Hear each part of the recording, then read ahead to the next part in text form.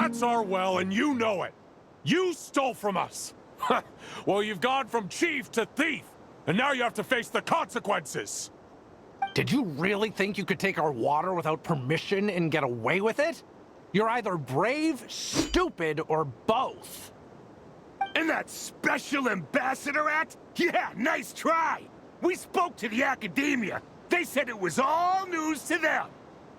You're a liar and a cheat!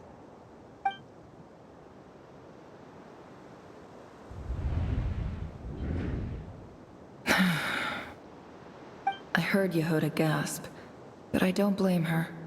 Most people are terrified by the sight of blood.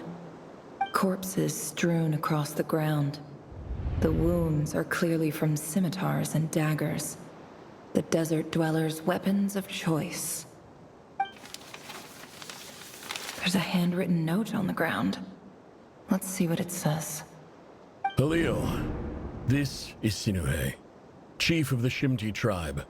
Surely you remember me. I was the one who helped you and your colleagues avoid the quicksand in the desert. This is my second time writing to you. I assume my last letter must have gotten lost in the mail, as I didn't receive a reply. I hope this one makes it to you safely. I'm writing to you because I need some help. That sandstorm the other day completely blocked up our well, forcing me to look for another water source in Iab and Unut territory. It was a matter of survival. Praise the gods. The well of the Iab tribe was intact. It was my last resort. I drew what water I could and left, but not without being spotted. I fear they will retaliate. You told me to write to you if I ever needed help. You said you'd be my ally in the academia. I urgently need you to formally recognize my title of Special Ambassador and send some of your people to assist me for a few days. It's the only way I can convince them that this was the academia's decision and prevent them from retaliating. This is an emergency. Please send help as soon as possible. Looks like this letter never got sent.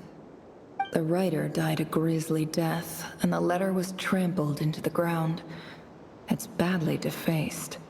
Some parts are barely legible. What a ridiculous lie the surviving Shimti tell. Their whole village was butchered over a sip of water.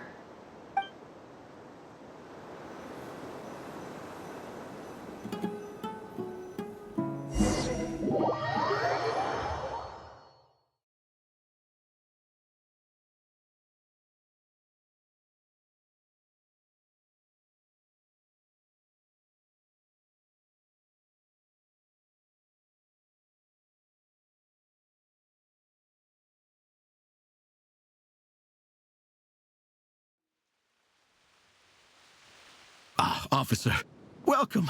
Welcome to our humble village. I thought you would at least have the courtesy to provide some respectable libations.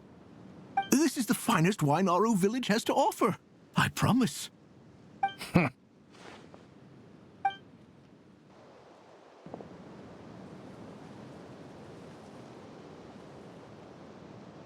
The Academia has agreed to reserve a single space for a candidate from your village. But I remain skeptical of this entire endeavor. I highly doubt anyone in this desert possesses serious academic potential. Please, have faith. If not in us, then in our God. The child we found shows great promise. I beg you, take her away from this place. Give her a chance. Don't let her talent go to waste. I don't recognize her. New arrival? She showed up here a few days ago, and we took her in. She's a really bright kid. Please help. I'm begging you. So, where are you from? Nowhere special. Just a sand dune. What about the rest of your family? How many of you are there? Just the one. It's only you? Correct. So, no brothers, no sisters, no mother or father? Any who have slept on a bed of sand, I call my brothers and my sisters. Apart from that, I have no family. All right. Get over here. Sign your name on the form.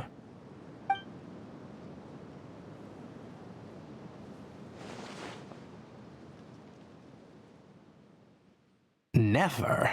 You're rather fair-skinned for a desert dweller.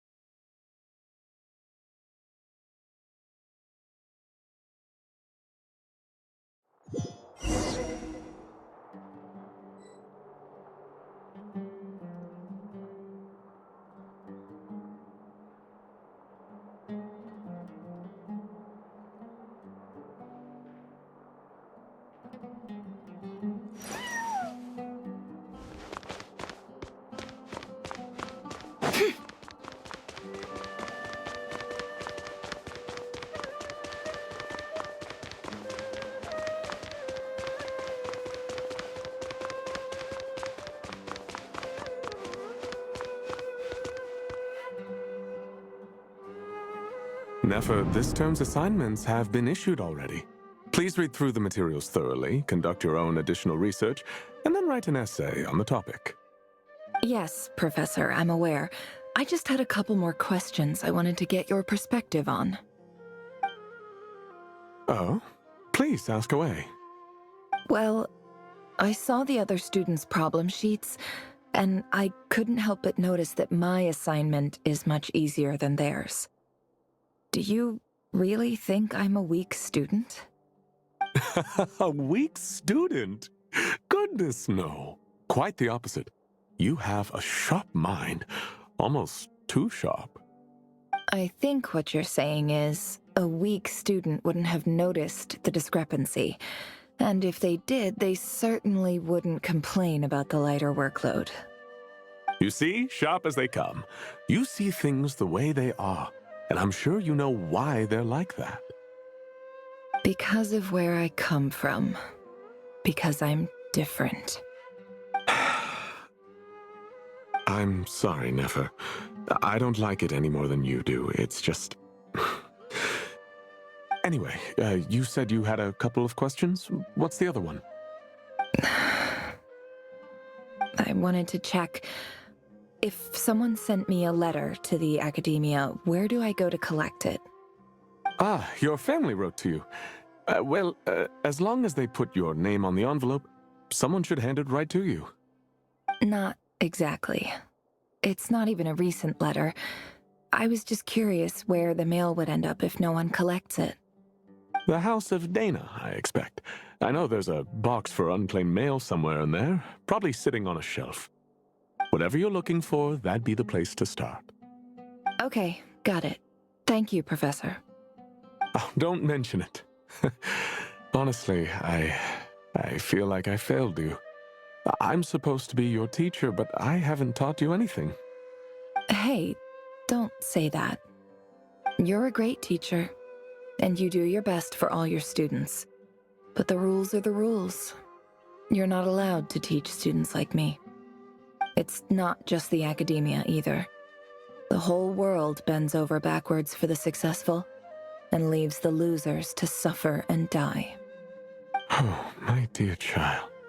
Don't tell me you've given up on life already. I haven't. I just think that if you want to make it in this world, you have to find a way to become successful.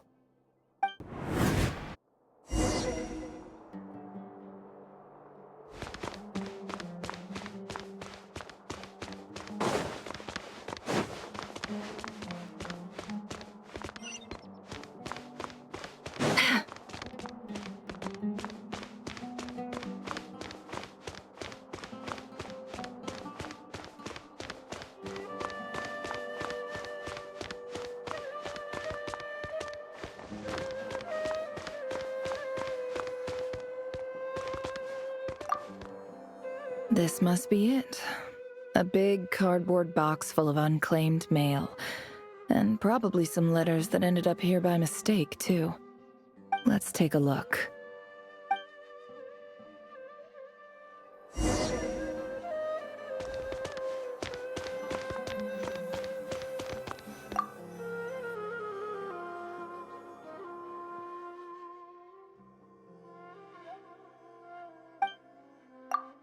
A dilapidation survey from Port Ormos.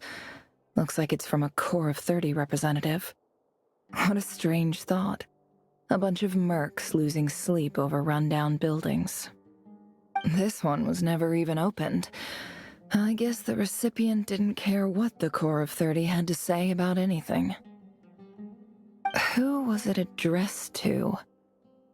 I don't recognize the name, but it must have been a Kasharawar professor.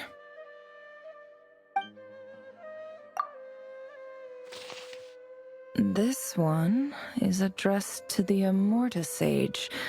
The title is Changes Observed in Satyavada Life Symptoms.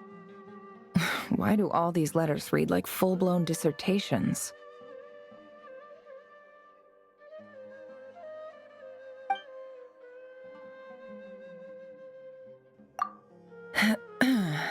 Guided by the incense, we became lost somewhere in the forest. All the barriers between levels of consciousness disappeared as our minds soared around in circles, looking for a branch to seek refuge on. In clinical terms, these symptoms fit the description of incense poisoning. The Immorta Darshan strictly prohibits the use of hallucinogenic substances, but I believe there are still people getting away with it. For example, my neighbor who always breaks out into song and dance after using incense. This seems like something the academia would want to know about. Why wasn't it collected? Wait, what's this written on the back? It's so small. The note says, "The sender authored this letter while under the influence of mushrooms. I would send it back, but no return address was provided. Stamped by the Grand Conservator of the House of Dana."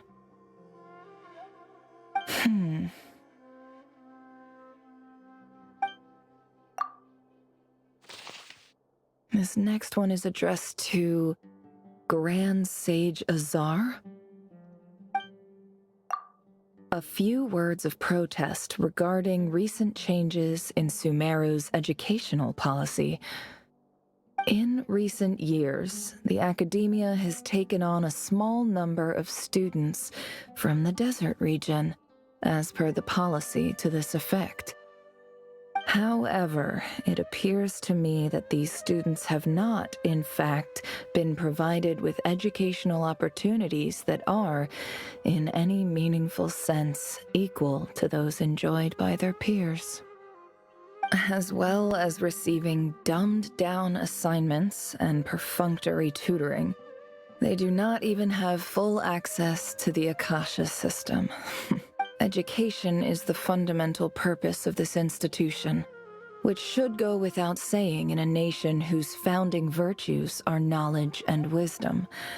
I ask you, is the lip service we pay to the policy of education for desert students truly the standard of pedagogy to which the academia aspires?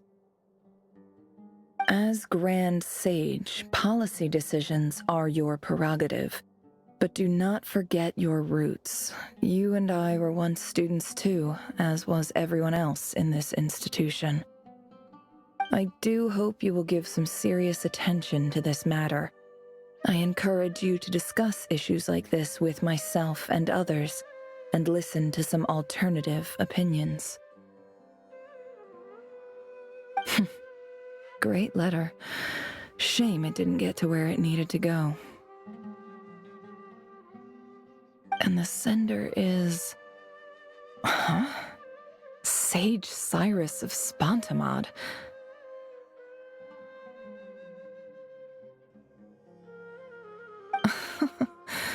I didn't realize anyone else even knew how bad students like me have it in this place. So this is where letters from the Sage of Spontamod end up? Nice one, Grand Sage. Really enlightened leadership. Whatever. This isn't what I came here for.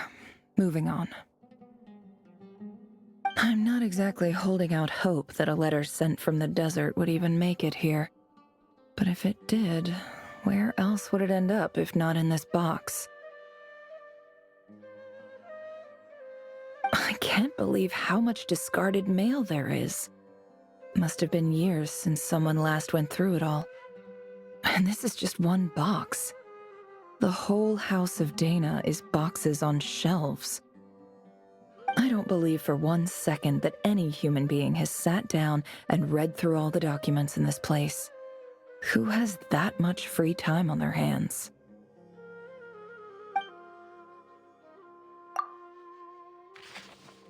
Wait, could this be it?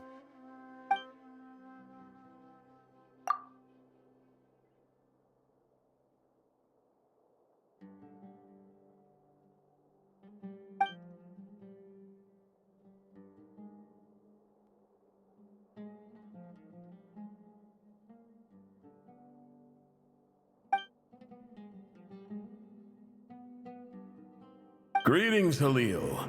My name is Sinuhe, chief of the Shimti tribe. I was the one who came to you and your colleague's aid when you ran into trouble in the Great Red Sand. I don't know how well you remember it now, but I brought you to safety and gave you some water and other supplies. You seemed very pleased and told me your name. In my tribe, learning a person's true name is serious business, and I therefore see you all as friends. You were kind enough to leave your contact details, so we could stay in touch. The Shimti tribe lives a harsh, nomadic existence in the desert. You were sympathetic towards my plight, promising to make me a special ambassador of the academia and help us find a way to make a better living. This brings me to my reason for writing. Our tribe has fallen on particularly hard times, and I would like to ask for your assistance. There was a terrible sandstorm a few days ago, which blocked up the well in our land. To ensure my people's survival, I had no choice but to venture into Iyab and Unut territory in search of an alternate water source. The Iyab and Unut are descended from the Thamudians, while we trace our ancestry to Tulatala. We worship the Lord of Flowers and have had relatively good relations with our fellow tribes up until now. I found a well belonging to the Iyab tribe. They declined to help us, but I really had no other option. So I took some water to keep me and my tribe alive. My actions are certain to incur their wrath. When we met, you assured me that you would be my ally in the academia. I would like to take you up on that offer, because I really need your help. I wonder if you could send an academia representative to meet with me. That aside, the last time you were here, you mentioned that the academia had started accepting students from the desert, and I told you a little about my daughter, Nefer. We have next to no resources here in the desert, and my power and influence are limited. Would you consider enrolling my daughter at the academia? She is a smart girl. I know she won't disappoint you. From the outset, the academia never took you seriously. Those things they promised were just empty words. I doubt they even remember the name Sinuhe. And you were so emphatic that your luck had finally changed for the better. You swore you'd lead us to a better place one day. You spoke with such conviction, like you were the most powerful chief in the whole desert. You liar. You lied about everything. You promised the world and delivered on none of it. And who fell for it? Just me, by the looks of it. Despite your best efforts. Which makes you a pathetic liar. You weren't even any good at it. I think I'll take over from here. Let me show you how it's done.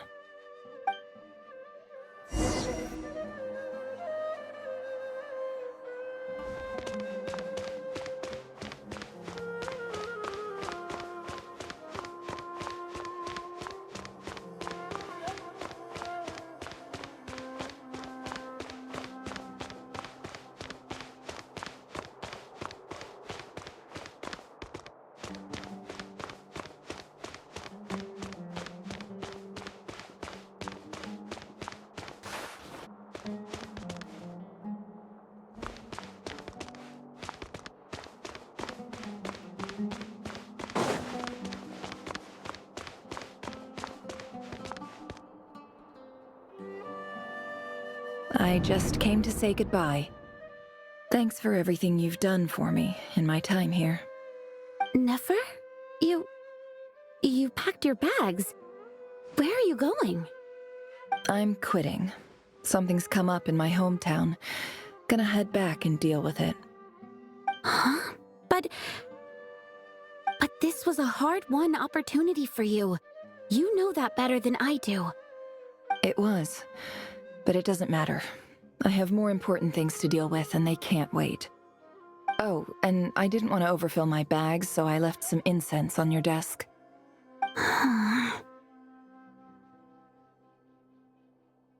What's wrong? I thought you liked incense. Although, I did read somewhere in the House of Dana that it has hallucinogenic effects. Don't use it all at once, all right? Isn't this the stuff you brought from your hometown? You're just letting me have it? But you said it's a rare and valuable commodity.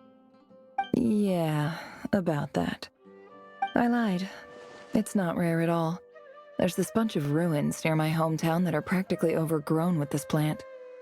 It's not worth much. Keep it, it's fine. But Nefer... All right, that's all from me. You take care.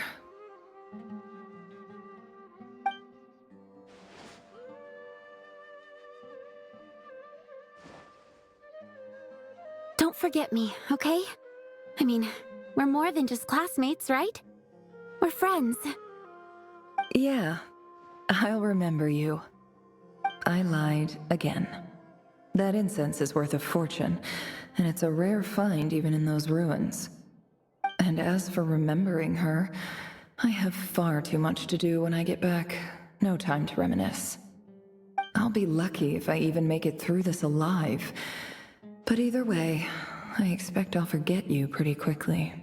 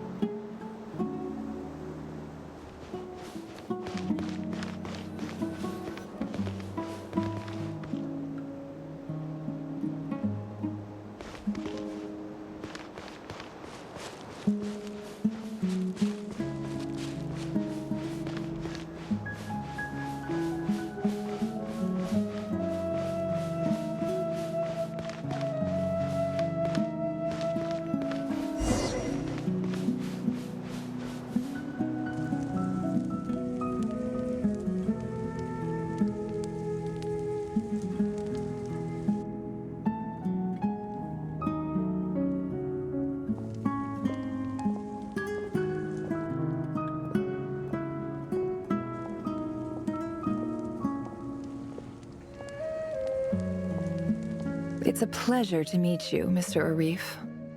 So, what does the Academia want? Since they've sent their special ambassador, I assume there's a big business deal to be made. If not, I'd be very disappointed. Please, sir, lower your blade. You're lucky I'm the one they sent. Not all special ambassadors share my admiration for the Eab people. The ever-shifting balance of power in the desert reduced the once great civilizations of this region to rubble and sand. But the story of the Eab has a very different trajectory. Others grew weak, but you grew strong, beginning in obscurity and moving to prosperity. You're the only ones who defied the trend. Huh. So, you do know who you're dealing with? This well is the perfect symbol of your strength, is it not? It used to belong to the Unut, but it looks like you have control over it now. You're not wrong. But I'm sure you didn't come all this way just to flatter us. Of course not. I came to bring you some very good news. Some information that recently came to light, which might just be your ticket to freedom.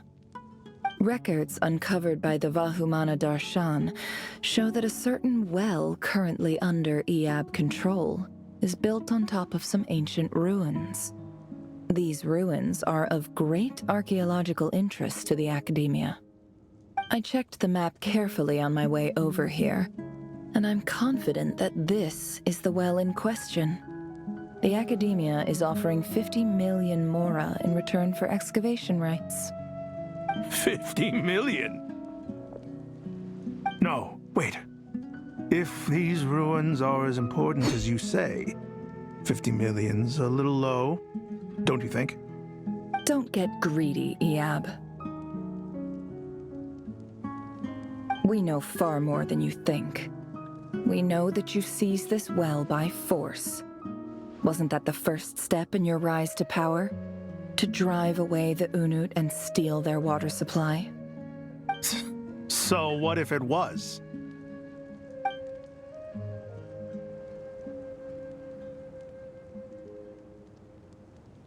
Don't worry. As unscrupulous as it was, it's something we're willing to overlook. The Academia is only interested in dealing with the de facto power holders in the region. I hope I am making myself clear. And I hope your words are the truth. If I find out the Academia is trying to play me, I'll hunt down every one of your people and make you watch as I cut their heads off one by one. I assure you, Chief, that would not be in your long-term interests. You don't want to make an enemy of the Academia. You see how I'm dressed, don't you? I appreciate that you've never been to the rainforest, but surely even you recognize an ambassador's attire when you see it. And what does a barbarian like you have to lose anyway? You really think the Sumeru Academia would bother to come all this way just to lie to you?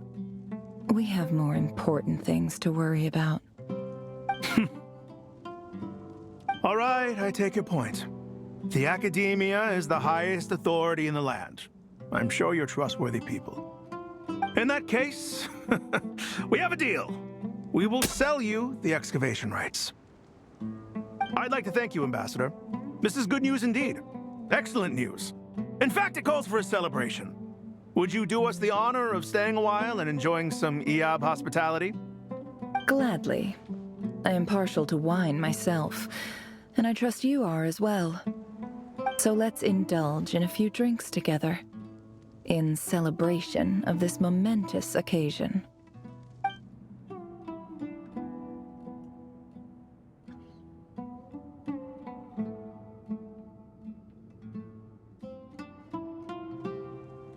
Chief!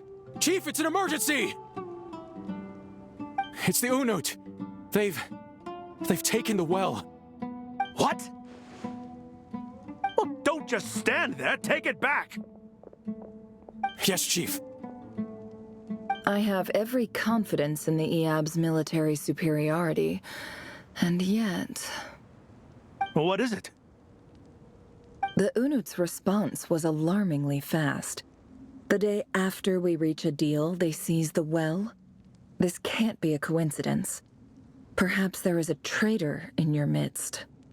I don't think so. I am obliged to remind you, Chief, that the Academia will only deal with the de facto power holders. If you cannot regain control over the well, I'm afraid you won't see a single mora of that 50 million. No! Please, Ambassador, just give me some time. I swear the Unut will not get away with this. That well is ours, and so is the mora. Glad to hear it. I will wait here for an update. If there is a traitor, I will find them. In the meantime, make yourself at home. I'll report back as soon as I have an update. Much obliged. Wow. All it took was a few words and I've got him wrapped around my finger. What an amazing feeling. So, in summary, Ambassador, the Academia would rather negotiate with our tribe instead of the Eab, yes? The Eab are ruthless murderers who don't listen to reason. And now they have the gall to interfere in our research projects in the desert region. So let me ask you, Chief, if you were the Academia, what would you do? Kill them all, of course. Precisely. The Academia does not tolerate those who stand in our way.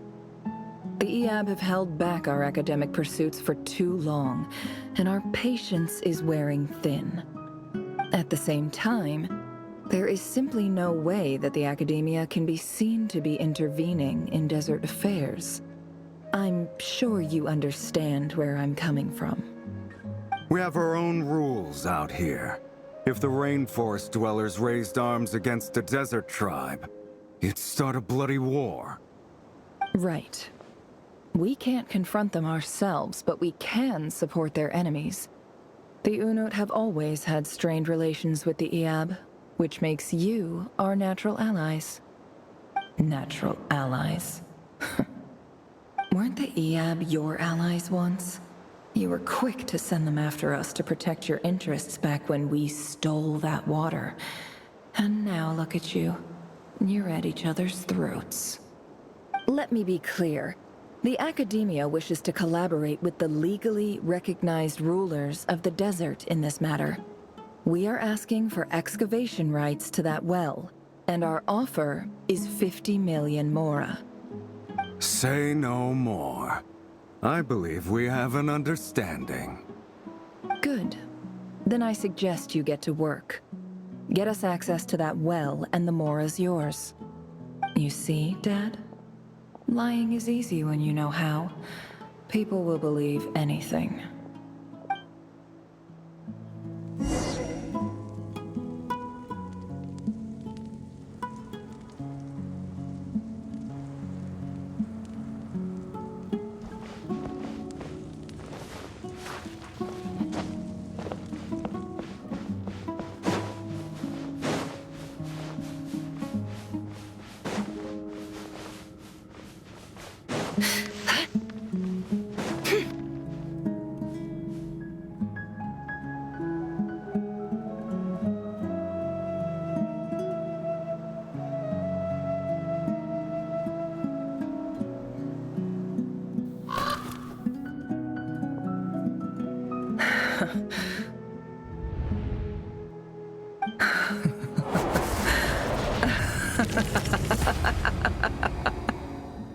Look at yourselves.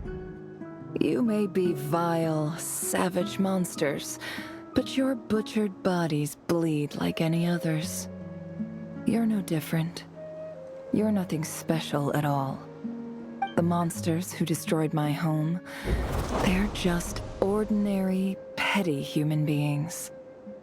What a joke.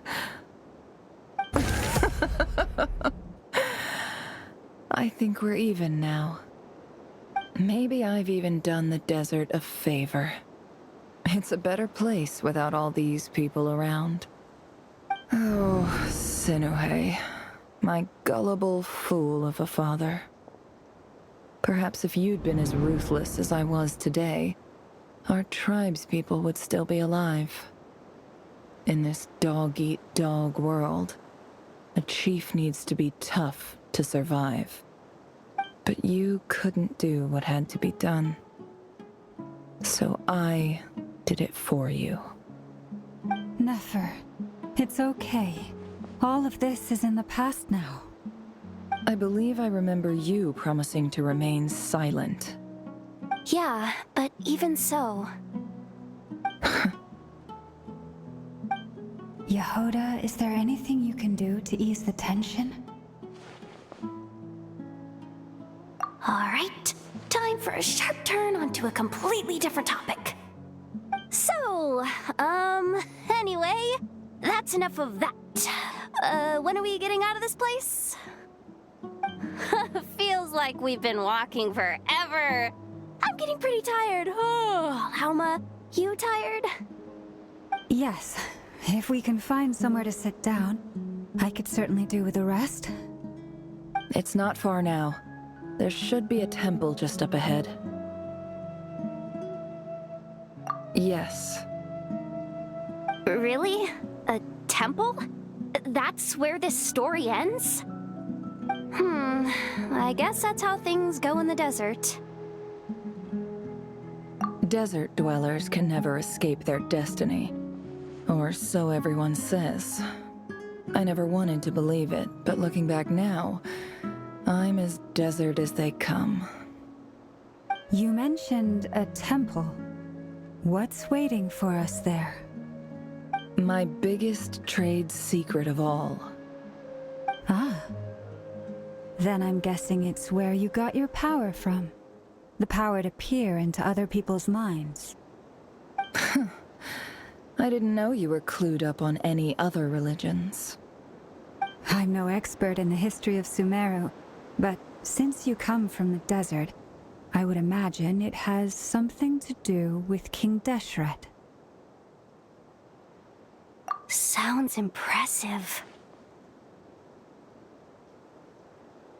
Oh, I know who you mean. General Mahamatra Sino.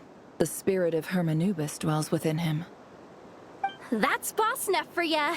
She knows everything. Sino's hardly a figure of obscurity, but I know about Sethos too. What about him? Is he a big deal or something? Well, he's not a small deal, let's put it that way. Please, this is the bare-bone basics. Save the flattery. Thanks for your patience, everyone. I'm sure it's been a lot to take in. With any luck, that's our exit just up ahead.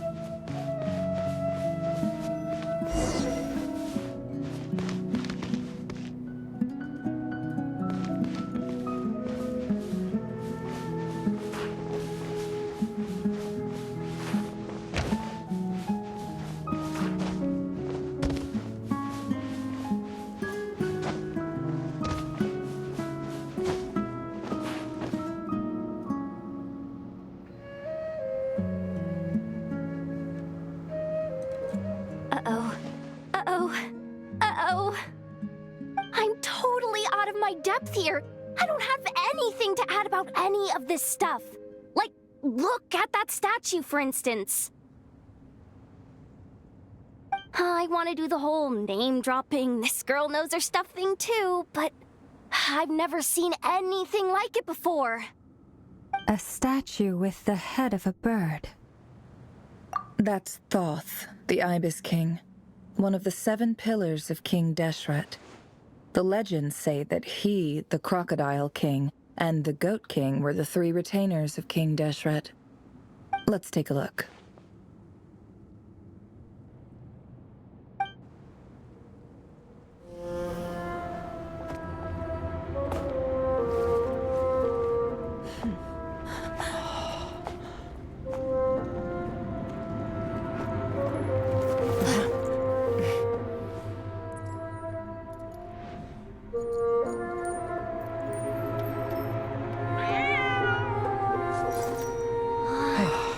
It's just Ashru. So, all is well?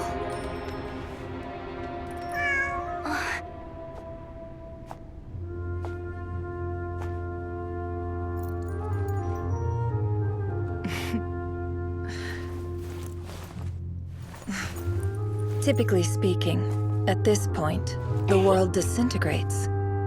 Then we find ourselves back in the outside world. Besides, these are my memories. There's nothing to fear. You're sure? Of course. It's almost over.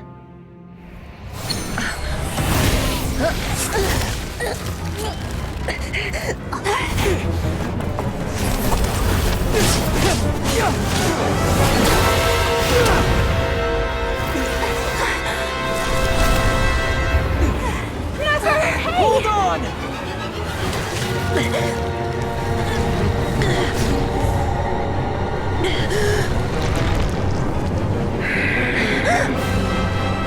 Knowing too much is always a death sentence. Speak for yourself.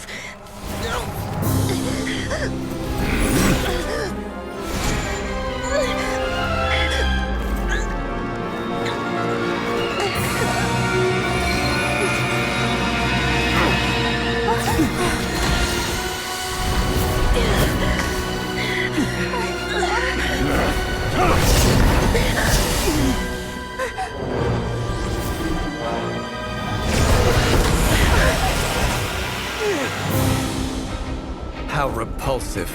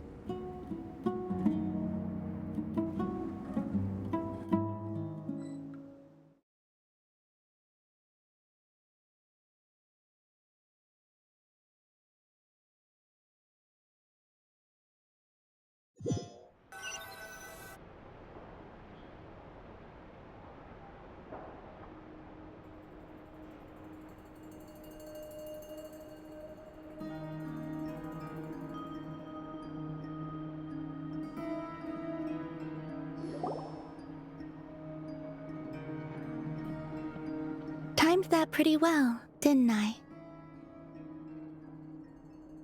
It's okay. I'm just glad no one was hurt. Paimon noticed you doing something too, Dainsleif. Were you helping get them out? Of course. When I asked Nefer to conduct this investigation, I was not naive to the dangers involved. I had a duty to ensure your safety.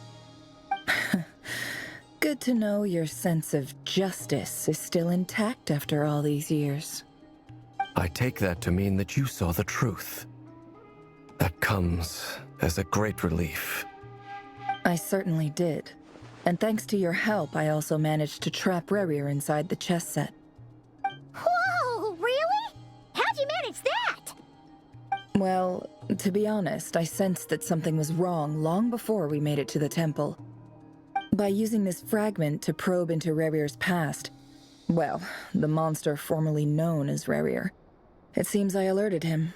I was tracking him, then he caught on and started tracking me too. Can't say I'm surprised. But how did he track you through your thoughts alone? That shouldn't be possible. Rarier was a secret agent who reported directly to the Vinster King. He is an expert at finding a trail and hunting down his pursuers. No wonder. He infiltrated the chess set, read my thoughts, and built a new virtual chess set inside of it. That's why we weren't able to leave at first.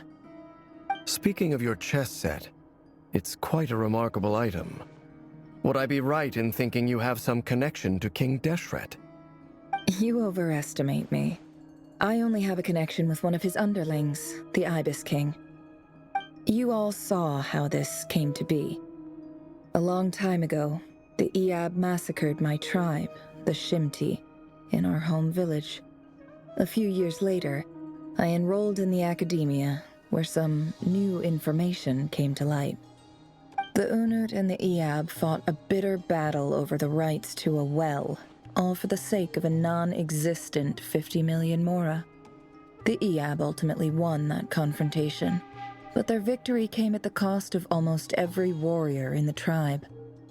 The final blow to the Iab came at the victory feast, when an Unut assassin beheaded their chief right before my eyes. The remaining Iab fled and have been scattered to the winds ever since. Having gotten my revenge, I returned to my hometown, where to my surprise, the nearby temple was still standing. There it was, seemingly immune to the relentless hostility of the desert, while my tribal home lay in ruins. As I stood there gazing at the temple, I noticed a cat just outside.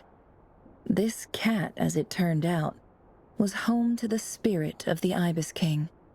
He led me to a gate deep inside the temple, and there he made a deal with me. This chess set is my gift from the Ibis King. The chessboard within is made to the same specifications as the one in the mausoleum of King Deshret, and represents his power of piercing analysis. With this chessboard in its container, I gained a certain ability to perceive hidden secrets. Now, you could conclude that the Ibis King simply wanted to give the people of this world the power to seek the truth, but I don't believe that's the full story. Every god plays favorites. Their hearts are as fickle as any human's, full of secrets, perversions, egotistical tendencies. But precious few gods are willing to admit this. It is the same with all powerful forces, including fate itself. Their gaze falls preferentially upon a select few. As you rightly point out, this is an act of favoritism. If you're alluding to the Abyss, then yes, I agree. Gather the others. It's time to share everything I've learned.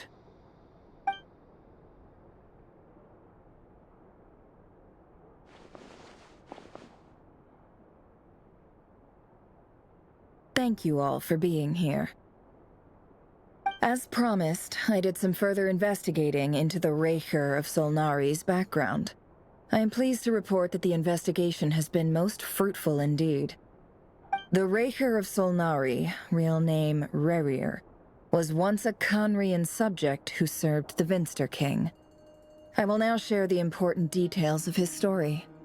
Please save any questions or comments for the end.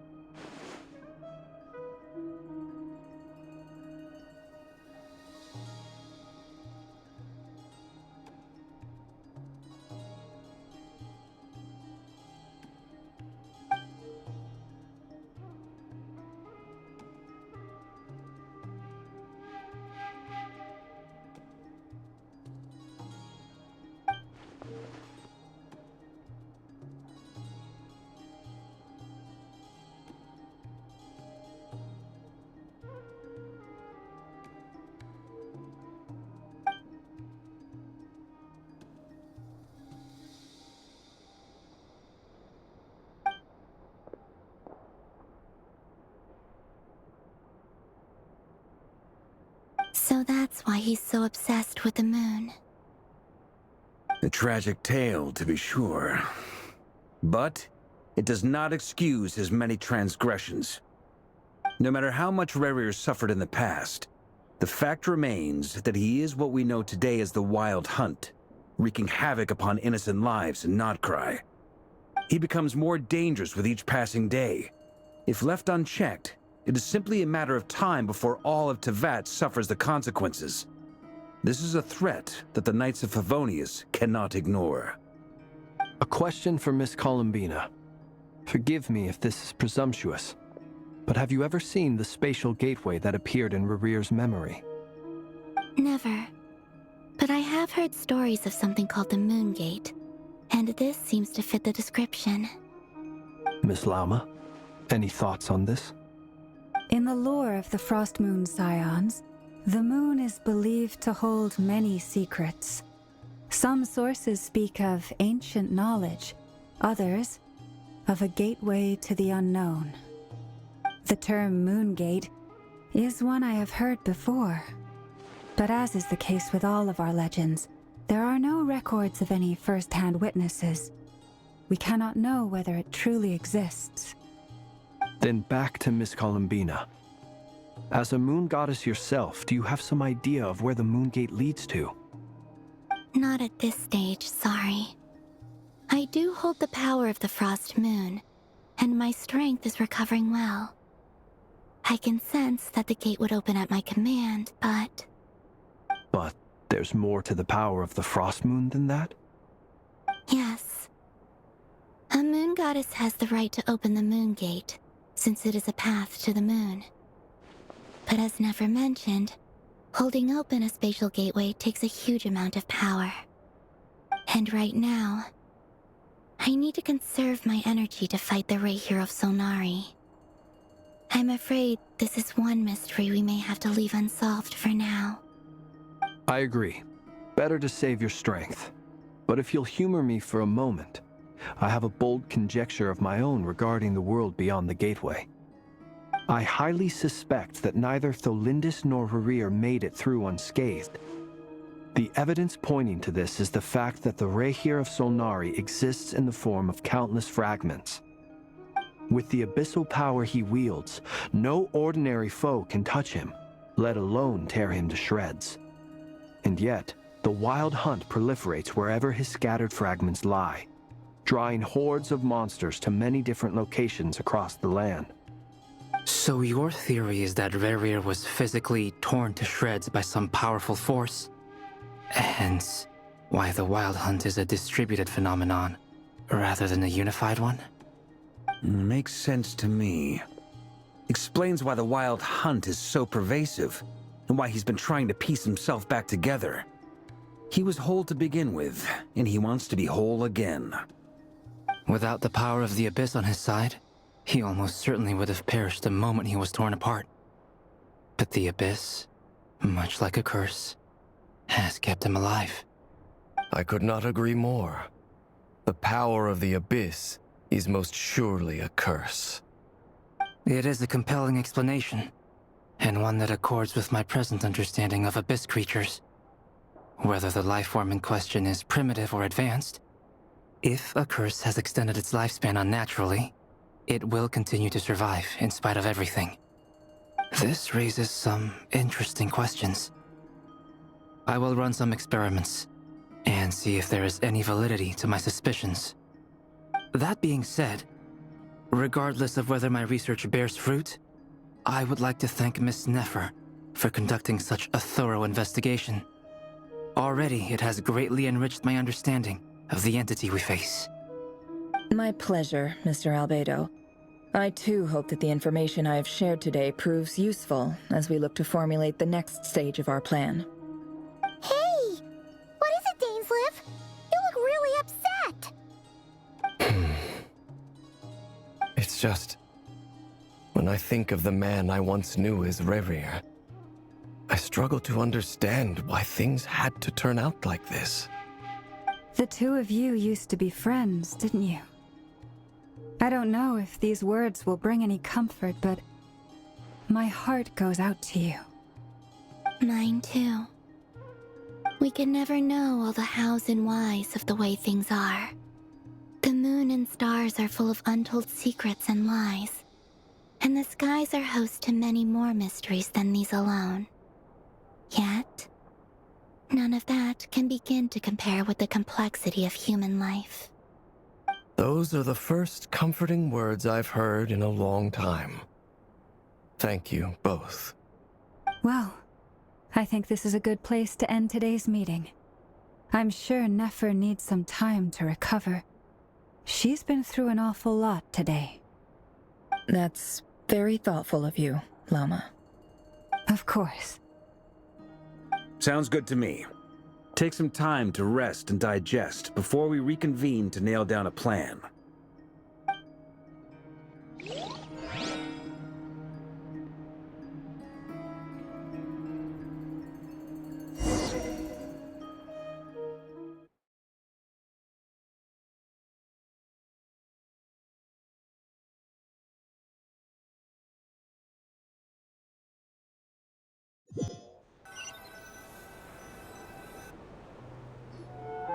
Hey, is this a bad time? Hope I didn't kill the conversation.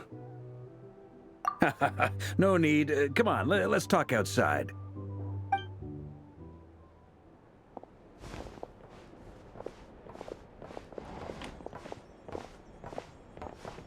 Anyway, Nefer went back to the curatorium to get some rest. But before she left, she shared some things with me that I thought you should be aware of.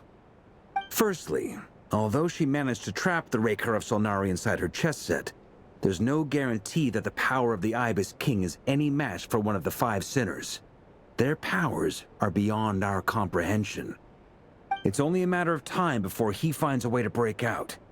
We have to come up with a plan and take care of him before that happens.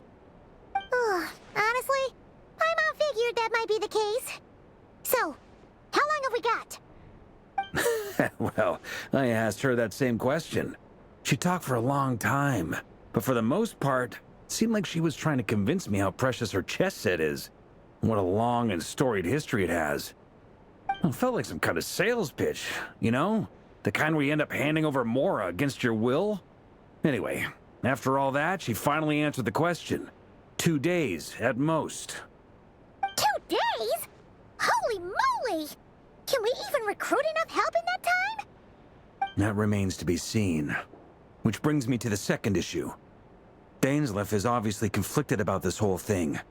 But given how little time we have, there's no way we can pull this off without his help. You have some history with him, right? Do you think maybe you could talk to him for us? Great. I appreciate it. All right, on to item 3. So, Albedo, Durin, and I put our heads together and came up with a plan. Can't promise it's gonna work yet, but at least it's a start. We figured we'd bounce the idea off you first. We'll explore it further once everyone's recovered. Oh, Paimon's dying to hear this. All right, so here's what we're thinking.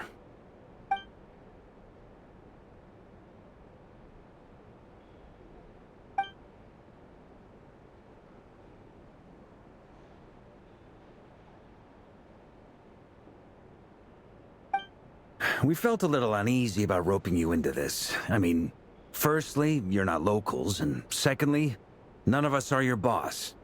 You're well within your rights to refuse if you so choose. Roping us in? Why would you even say that? We know the stakes here. It's all of us against the Reher of Solnari, or none of us stand a chance. I choose my words very intentionally, I'll have you know. I like to think there's an art to striking a down-to-earth tone even when the stakes are through the roof. Sir Varka, I have a few thoughts about this plan. I'm all ears. I think we can be more flexible with how the roles are allocated. In my view, the most sensible lineup would be like this.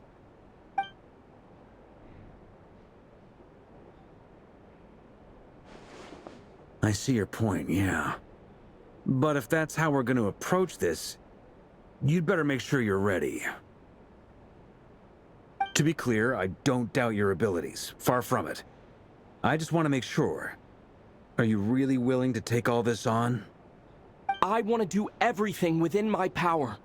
The Rahier of Solnari is a truly fearsome opponent, and if I do my part, it'll greatly reduce the risk for everyone else involved. Well, that tracks with what I've heard. Jean's mentioned in her letters that you're so diligent it's almost abnormal. As in, most people weigh up the risks and rewards in situations like this. But you seem to just march towards danger without a moment's hesitation. Of course, everyone appreciates a fearless pioneer. But all that aside, I'm the Grand Master of the Knights of Favonius, and you're our honorary knight. I want to make sure your courage doesn't come at the expense of your safety. Thank you, Sir Varka. I should be the one thanking you. It means a lot to have you on board. I'll give some serious thought to your suggestions.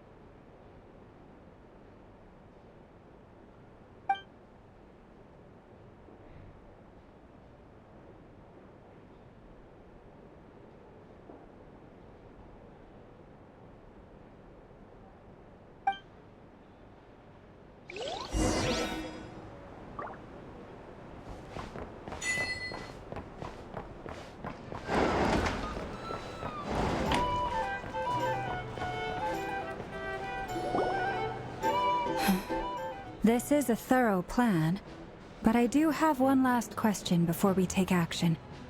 How can we be sure that our enemy won't leave the designated area? Great question. Albedo's been hard at work analyzing Rarer and the Wild Hunt's behavioral patterns. His conclusions are as follows. Firstly, from the earliest known confrontation until now, Rarer has never displayed any ability to manipulate the dimension of space. So it's unlikely he has any power in that domain. Secondly, he seems to have a particularly strong vendetta against our group. If we put him in a fight-or-flight situation, he'll choose to fight every time. Thirdly, finally, and most importantly, he is consumed by hatred, both for the moon and for his enemies. Turns out, we tick both of those boxes.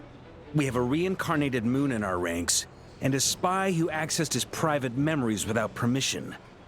He'll be baying for blood, not looking to escape.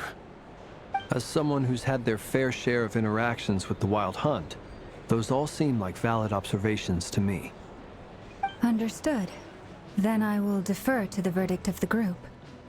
Well, everyone, that's the plan in full detail. Albedo and Durin are carrying out their part as we speak. Plan approved. Scheduling. Okay, any firepower you need, I got you covered. Let's light this baby up. The Frost Moon Scions are behind you as well. And the rest of you?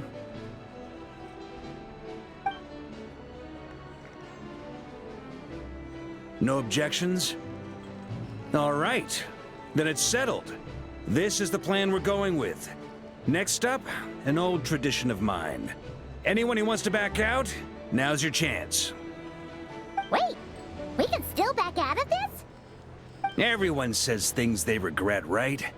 I don't want anyone feeling trapped because their mouth said yes before their brain had time to think things through. A very people-first approach.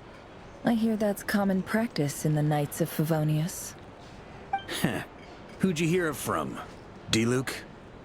Shh. We don't use people's real names at work.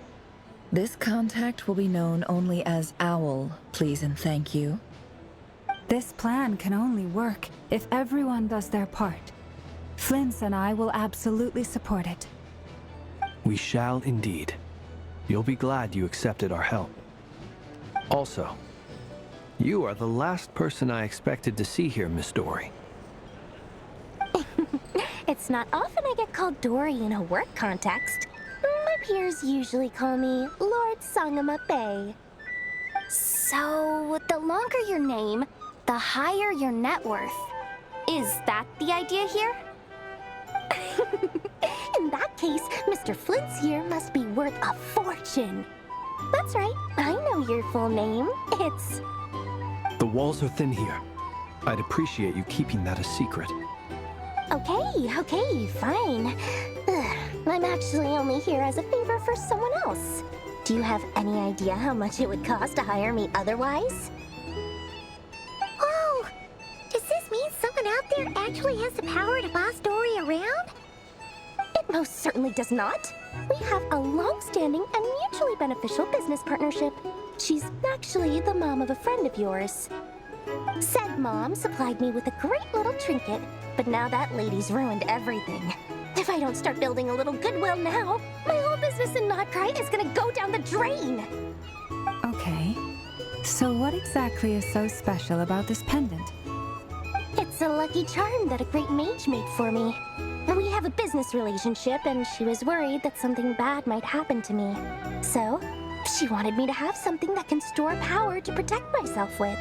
I finally got it all fully charged up with Kuvaki, and then never went and used it all up at once! Never lost so big in my life! You're right. It was all my fault. I didn't mean to drain all the Kuvaki in the pendant, but I'll make it up to you. You will? Well, in that case, how about you give me your chess set, and we call it even? I knew you'd say that. Well, it's yours if you want it. In fact, take it now, and I'll even throw in a free Raker of Solnari. Deal? You're putting me in a difficult position here. It's a very useful thing to have around, but I have a funny feeling it won't be around much longer. I guess we'll see in a couple of days. Looks like bankruptcy for me. Hey, don't be so pessimistic. See this through and you never know. You might find a new business opportunity on the other side.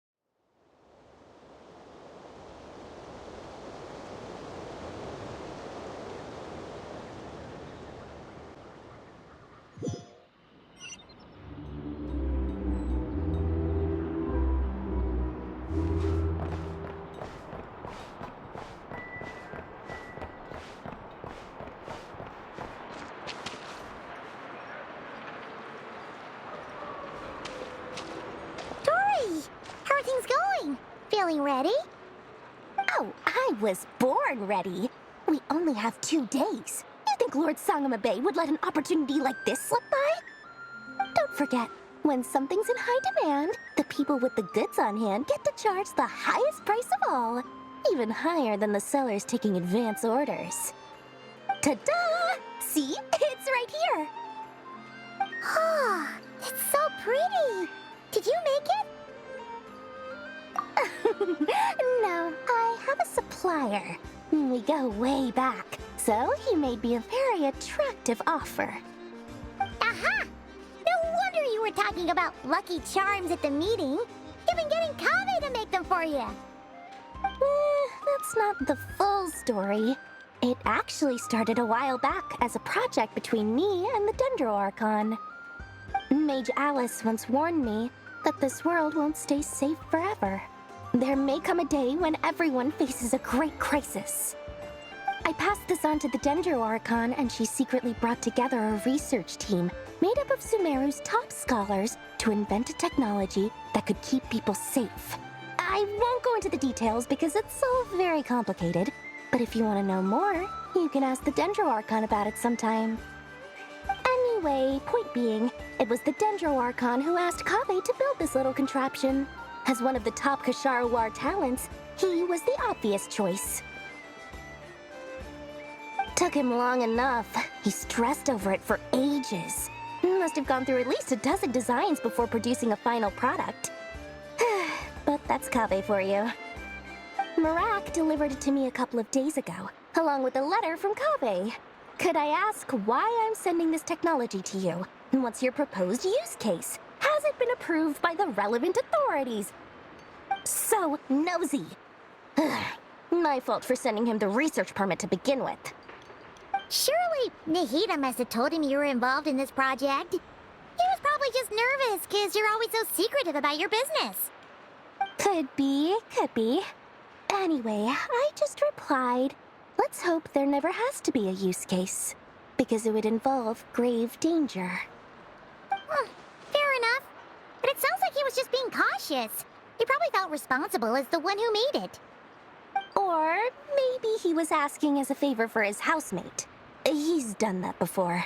Not sure why, though. His housemate doesn't seem to really care that much about this kind of stuff. Either way, all's well that ends well. I'm just glad to finally have my hands on the product. I wouldn't want to be without it, given the potential dangers that lie ahead. Huh? What does that look mean? Paimon's just super surprised. This must be the first time we've ever seen you actually get serious about something. Well, a long time ago, I made a promise to myself. I promised that I was gonna live every day of my life with a big beaming smile. Obviously, Mora plays a big part in that. But there are always gonna be times in life when you have to give something back. That could mean paying back a debt, returning a favor, or showing some kindness. Alice has been a huge help to me over the years. She was the first investor I ever had. And I want my investors to know that Lord Sangamabe is the best in the business. And more than that, no one knows what the future will bring. Whatever happens, I want to make sure the Dendro Archon and all of Sumeru is prepared to face whatever comes. Oh, that? I was just making sure Nefer and I are square. Don't be thinking it was some sort of benevolent act. I'm no saint, so don't treat me like something I'm not. My priority is doing the business that I want to do, so long as my conscience lets me, but it usually does. That's the Lord Sangamabe business model. All right, if you say so.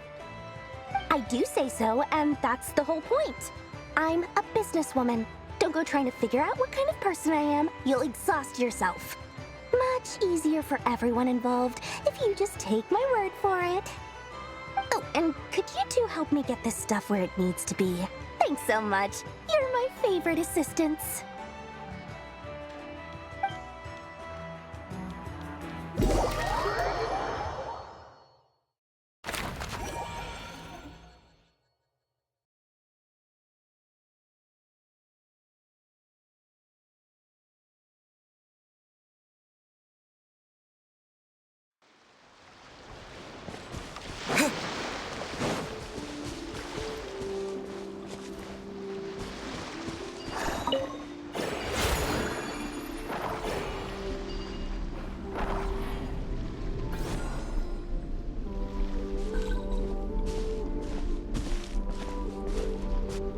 Traveler, Paimon, it's good to see you.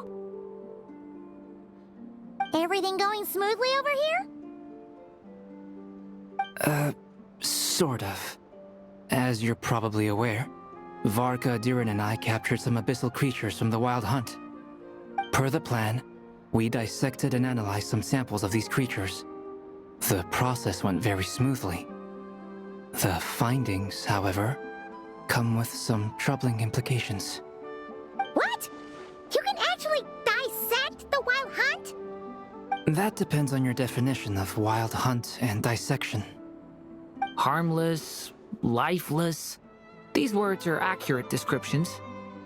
The Wild Hunt is an interesting phenomenon. In and of itself, it doesn't seem to possess anything akin to a human personality. But taken as a collective, the medium through which the Wild Hunt is summoned does appear to have a soul. Master griped a lot about the wise Horoptetyr, and seemed somewhat fascinated with the foul Certology. But she barely mentioned Rerir at all. I don't think that was because of his lower social standing, though. Anyway, it's a pity. I should like to hear her thoughts on the nature of the lifeform he has become today. It's a strange mix. The furious energy of an abyssal being channeled through a fractured physical existence. A consequence of being torn apart by an unknown power. Perhaps the only explanation for his survival in this state is that he sacrificed a degree of individuality in exchange for a continued existence. Oh, sorry. Once I get talking about interesting research, I have a tendency to go on indefinitely. Back to our research findings. Essentially, they confirm my hypothesis. Rerir's corpse is completely contaminated by the Abyss, and the effects are irreversible. You could think of this as Rerir in mutated form. But in my view, even that would be inaccurate. In reality, his whole being has been consumed by the Abyss. In other words, he is now nothing more than a manifestation of abyssal power. Unfortunately, at present, we have no means of completely eradicating abyssal power. Hence, we cannot fundamentally destroy the Rerir of Solnari either. Oh, that's terrible news! So, that's it? We can't defeat him? Not even if we get the power of the Three Moons? Miss Columbina's situation is a difficult one. She can never achieve wholeness when the world does not accept her presence. It's as if her creator banished her to a place she can never be accepted. It means she spends most of her energy just on her own survival. Given the circumstances, it's only natural to despair. But we must see this plan through to the end. Time to kick off the backup plan. Oh, Paimon almost forgot! This is for you. Dory asked us to bring it. Ah, how wonderful. Well, thank you for making the trip. Durin and I will be heading off shortly. I'm sorry I won't be there to protect you in person this time. Please be careful. All right then. Stay safe.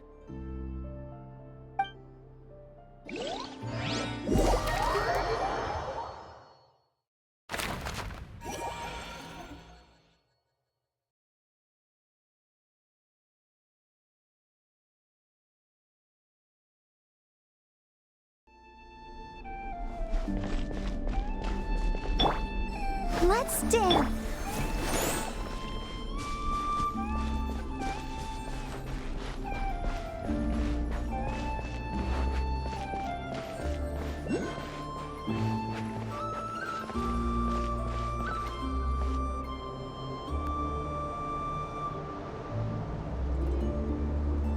Miss Lauma, is everyone here? Yes. The fate of my flock is in your hands, Grandmaster Varka. Please keep them safe. My lady, what are you saying? Within the next 24 hours, we will face the biggest crisis the world has ever seen. This is not a burden that we deserve to bear, but I believe that we reap what we sow in this life. So I intend to act. I must do what I think is right. For me, that means fighting for the future of Nod-krai. This gentleman is the Grand Master of the Knights of Favonius, Varka, Knight of Boreas. In my absence, please follow his lead. Hey, everyone. Guess I should introduce myself. Well, to start with, I know my way around a battlefield. The biggest strengths are honesty and hard-workingness. Anyway, point is, I don't intend to let Lauma down. I'm gonna do everything in my power to keep every last one of you safe and sound.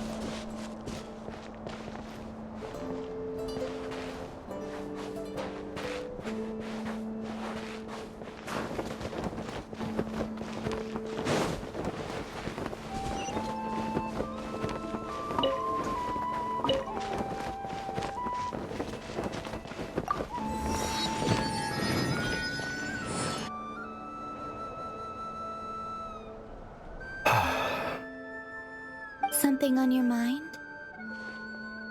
Miss Columbina, was it? I believe that's how the others addressed you. That's right. Names are funny things. Have you always been called Dainsleif? Yes. I take it your own name has a more complicated history. I have a different relationship with names than other people. To be honest, I'm not even sure that Columbina is my name. At least, not in the same way that Dainsleif is yours. But it's what everyone calls me, and I go along with it. A lot of my life has been that way. I get so used to things that I forget to question why they are so. I never used to think much about where names come from, or what they mean to people. Maybe something's wrong with me. You're different from other people. I sensed it the first time we met. You're more perceptive than most. I'm sure your long life and rich range of experience explains that. Do you ever find yourself missing Conria, Mr. Dainsleif? Difficult to answer. I have dreamed of the past many, many times. Sometimes I'm fighting tooth and nail. Other times I'm lying on the ground, defeated. I don't recall any happy moments from that time. It has been too long. Is that because hatred survives longer than love and affection? That would not be for me to say. I make no excuses for the grudges I bear. But whatever the reason, I remember little that was beautiful or sentimental. Thank you for your help with the Rerir situation. Without your efforts, I never could have learned the hidden truth of his story. You're welcome. I know he's your friend. Friend? He betrayed me. And I never really understood what he was going through in life. Some friendship, that is. Okay. So, do you plan to fight him with us? You see, you're torn. Now you know what really happened. You see the things he's done in a new light. I need some time. Of course. I completely understand. Anyone else in your position would feel conflicted too. Actually, I went through something similar myself recently. Something happened that changed my perspective on a situation. A situation I took for granted at the time, but now I feel very grateful for it. You mean the Harbingers who still support you, even though you've left the Fatui? Yes. I always thought they were only helping me because Harbingers are forced to work together. But then I abandoned them. A warrant was even put out for my arrest. Yet even now, they support me, which means I was wrong about them all along. Clearly, they view you as a friend. I feel a little guilty now. I regret not seeing their help for what it was, and not treasuring it. I see the guilt that you're feeling now, because I feel it too. Hopefully, talking about it will do us both some good. Have you noticed that the Traveler and Paimon are over there? I think they've been listening. Huh. Shall we say hello? Sure. Hello. Ah! It caught us!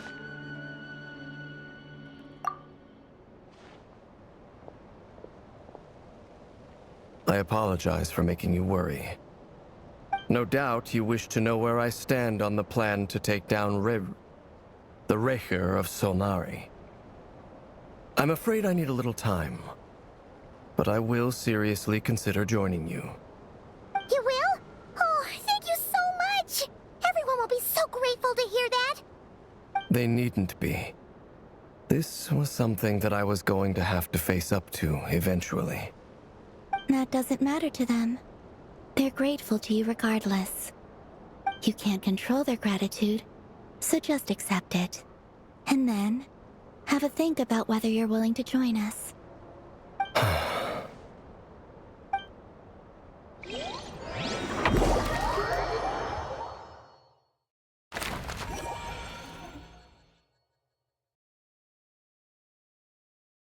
It's nearly showtime!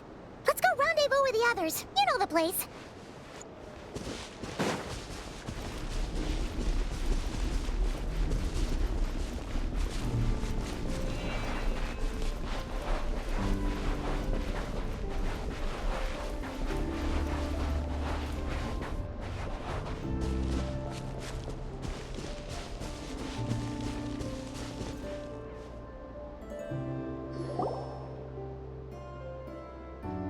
Ah, you're earlier than I expected.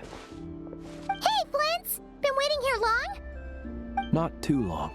I came a little early so I'd have some time to think. Are you nervous about the battle?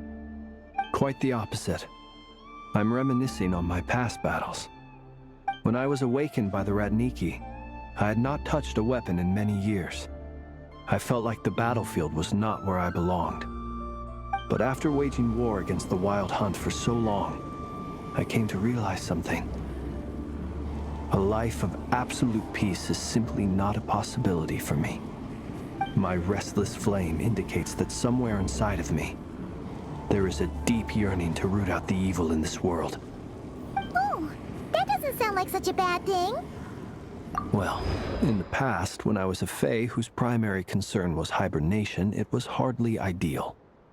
But it certainly serves me well here in the present. And I am delighted to be able to join forces with you in this endeavor. Looks like I'm not the first to arrive. Ah, Miss Lauma. Did you sleep okay last night? I struggled to settle down at first, because of the nerves. But don't worry. I got enough sleep in the end. I'll be just fine. Please, I'm just doing my part. Never! Over here! Aino asked me to relay a message. She said Anefa will be on high alert and keep a close watch over all secondary districts where defense is required, providing support as necessary. Meanwhile, Aino herself will provide range support to us directly, using her latest invention. Excellent. My thanks to all involved. The chest set's looking a little unstable. It won't hold him much longer. We should be prepared to engage at a moment's notice. No sense sitting around waiting. Let's make the first move while we still have the option. I agree. Paimon, find a safe hiding place. Got it! Be careful, Traveler! I will.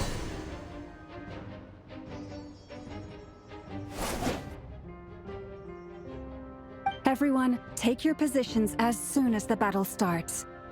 Every ounce of strength we have in our bones, let us bring to this fight. Ready? Let's go. I've seen all your futile ploys before. You have become the authors of your own demise. I wouldn't be so sure about that. You are merely a moment of sport before I tear down the moon.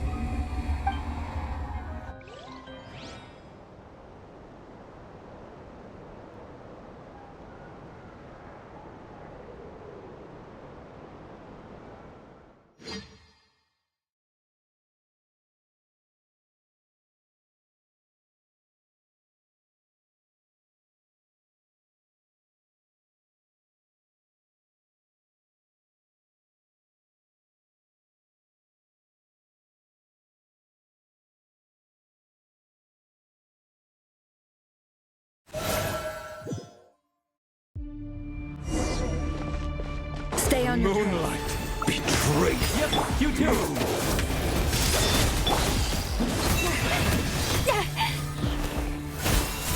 The moonlight No more lies. betrayed.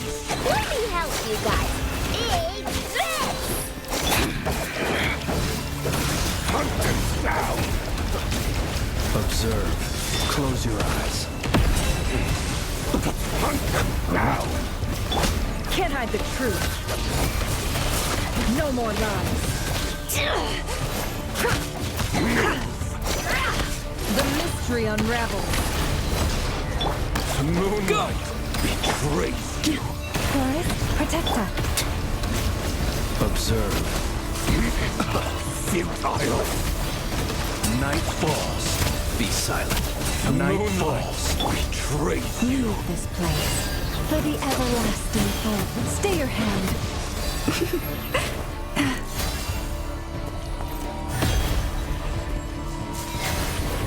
Move.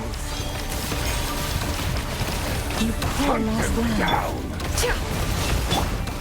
Observe. The moonlight betrays you.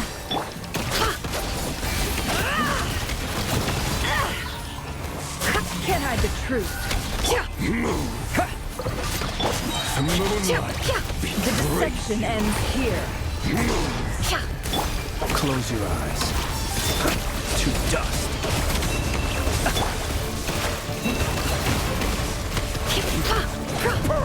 It began with the moon, and so shall it end. The moon will protect you.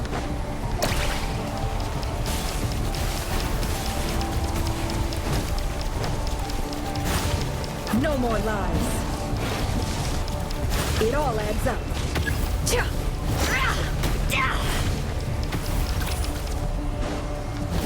Do you see now?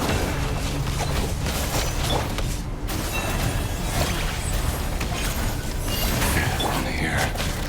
When will it be as you foretold?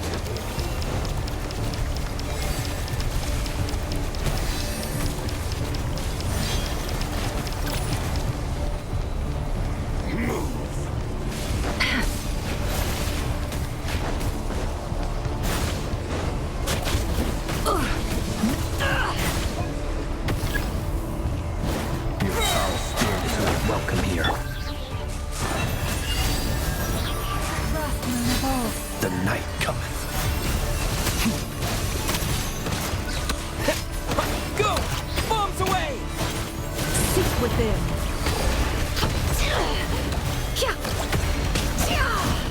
No more lies. It's all futile. Absurd.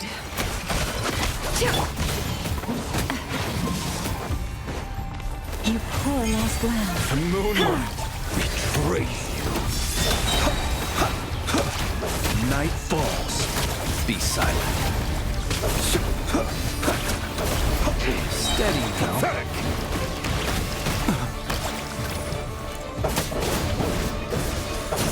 Observe.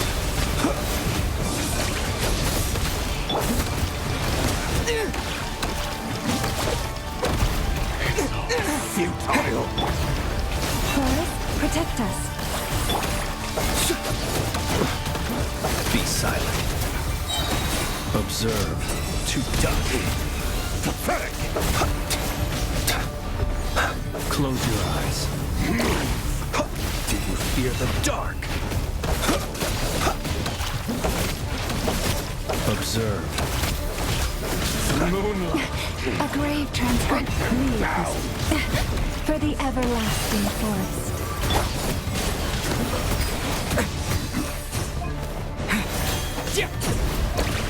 It's all futile. Stay your hand. Close your eye. Are you quite finished? Do you fear the dark? Your little game of heroics is over. Who wants to go first?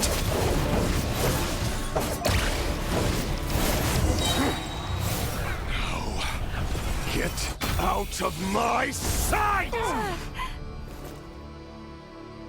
No! We've been separated! My grasp! You okay? Never! Where are the others? Stuck outside the barrier. I guess he really doesn't like us. I told you before. Knowing too much is always a death sentence. Be careful what you wish for.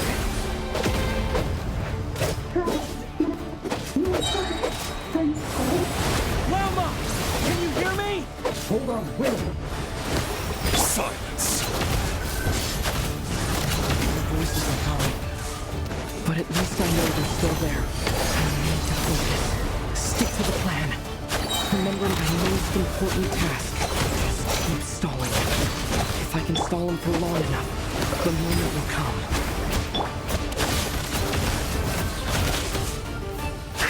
Seek within. It all ends up.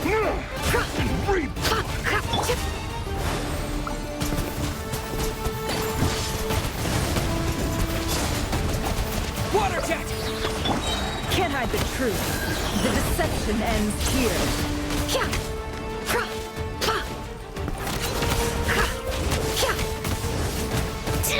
Destroyed.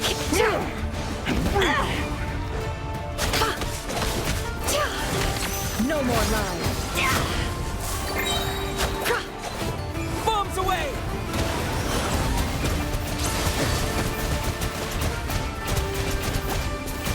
Go! It all adds up.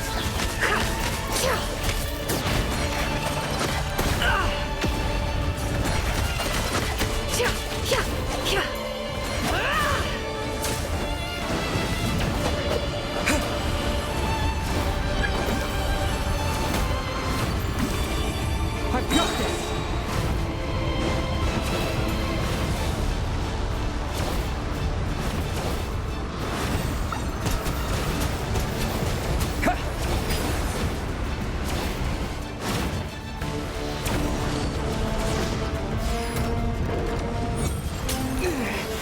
The shield's broken. In my I grasp. can't keep this up. Don't push your luck. No more lies. Shameless. Time to go clean.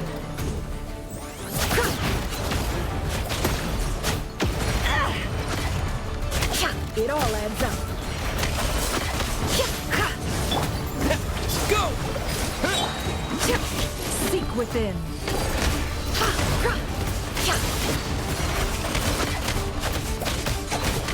It all falls into place. Yeah!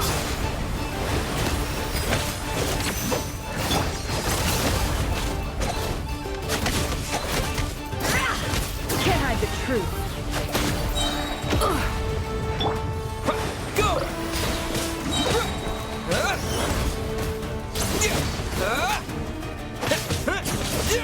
Bombs away! The deception ends here. It all adds up. Go! No more lies. Seek within. Time to go clean. Can't hide the truth.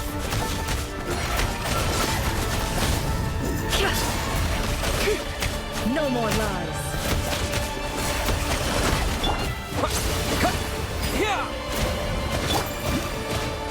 The deception ends here. Can't hide the truth.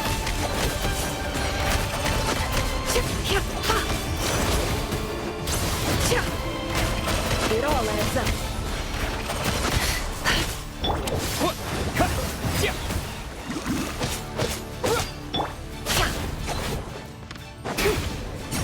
Can't hide the truth.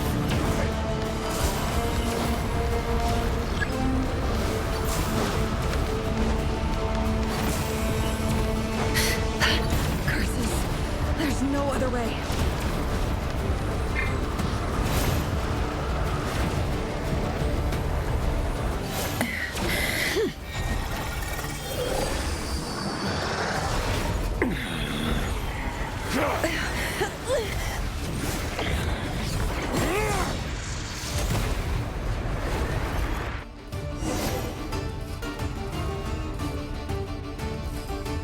The only way to defeat Rarer is to borrow his own power. That means Columbina will have to disappear while you two bear the brunt of his attacks. You have to hold on. Find a way to keep him focused on killing the two of you.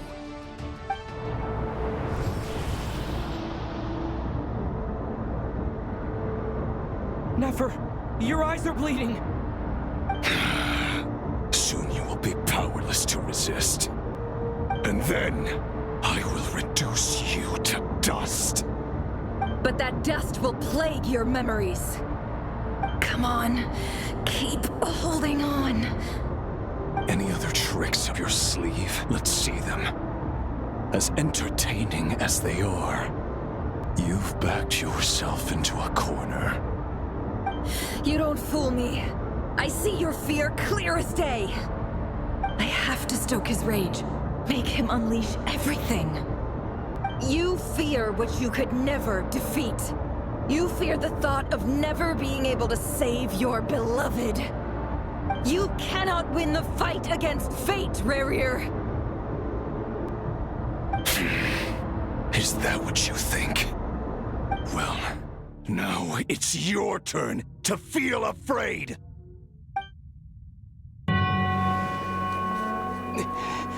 You fear the sound of your own name? Is it us you hate? Or is it what you've become? Let's see what becomes of you!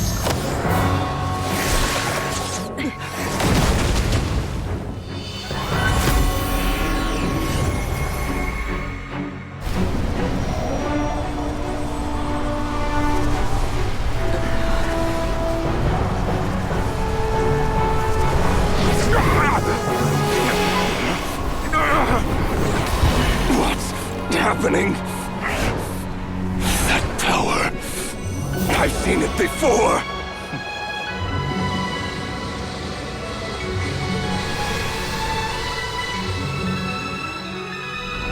His power is on another level.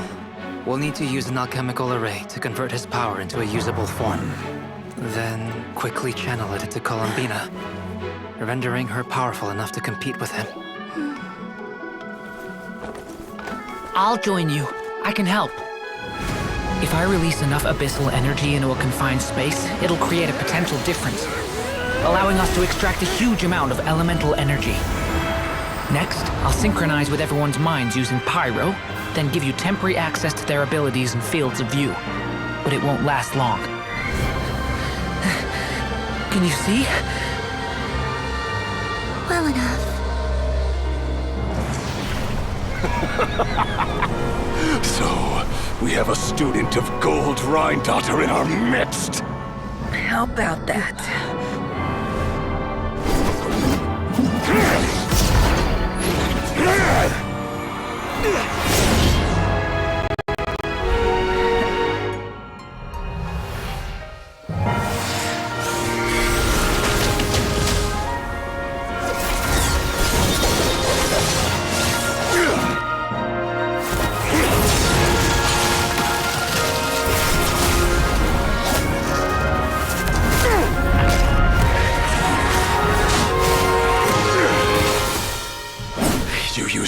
Power against me? Just like how you stole Kuvaki. Look familiar?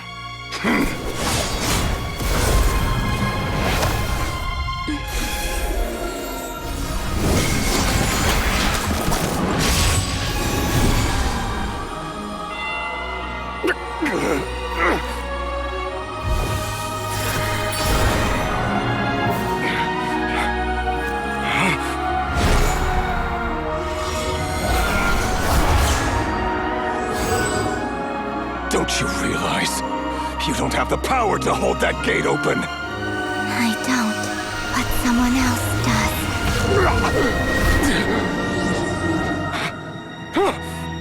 Goodbye, Rerir.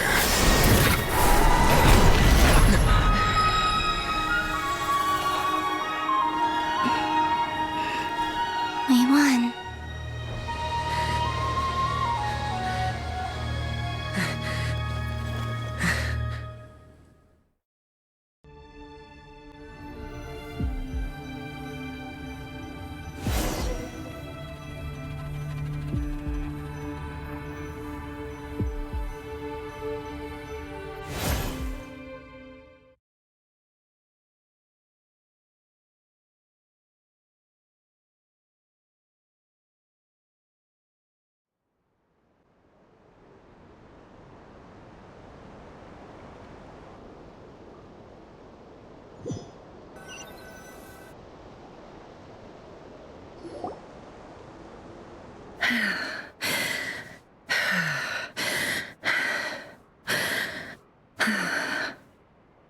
Nefer, how are your eyes?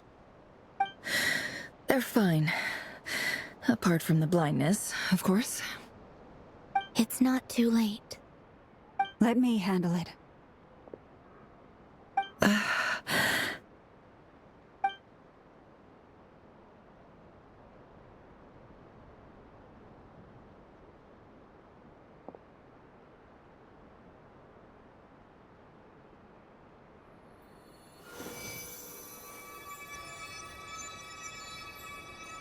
Miss Nefer, it's not like you to lose your composure. That was the most reckless thing I've ever seen you do. Reckless how? The situation was critical. Our lives were at stake. We had to do something. Even so. Okay. I guess you're right. Under the circumstances, it was a wise decision. You traded your eyes for an incredible victory. In business terms, I suppose that's a huge return on investment. I'd be hard-pressed to argue otherwise. Still, I don't like this outcome, and I don't want you to lose your sight for good. People suffer when they make sacrifices they shouldn't have to make, whether that means faith, strength, or in this case, your ability to even see. I had hoped you could win without sacrificing so much as a single hair on your head. Thank you. Really. All done. Don't try and open your eyes just yet. We'll see how you're doing in a couple of days. Until then, please follow your recovery plan to the letter. I'll send full details through Yehoda. For now, just get yourself home, relax, and rest. My dear friends, we have fought bravely and achieved a spectacular victory. A dark cloud has been lifted from the skies of Nod-krai. All in this land will be grateful for what you have done. The moon will remember this day. Thank you both.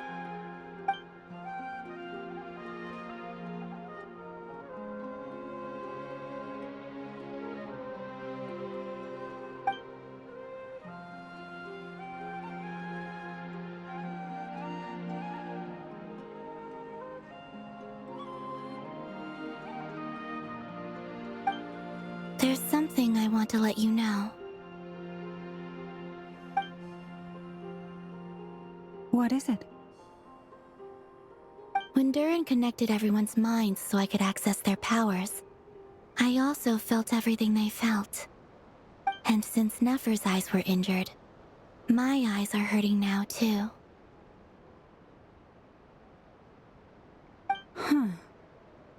Hold on. Let me try. I only feel the pain. There's no actual damage. I just thought I should tell you. You're right. There's no damage. That's a relief. But I must say, I'm surprised to hear the Kutar share something like this with me. In the past, you never used to open up about yourself. Things are a little different now from how they were. I'm learning to share how I truly feel with my friends. Friends? You have no idea how glad I am to hear that.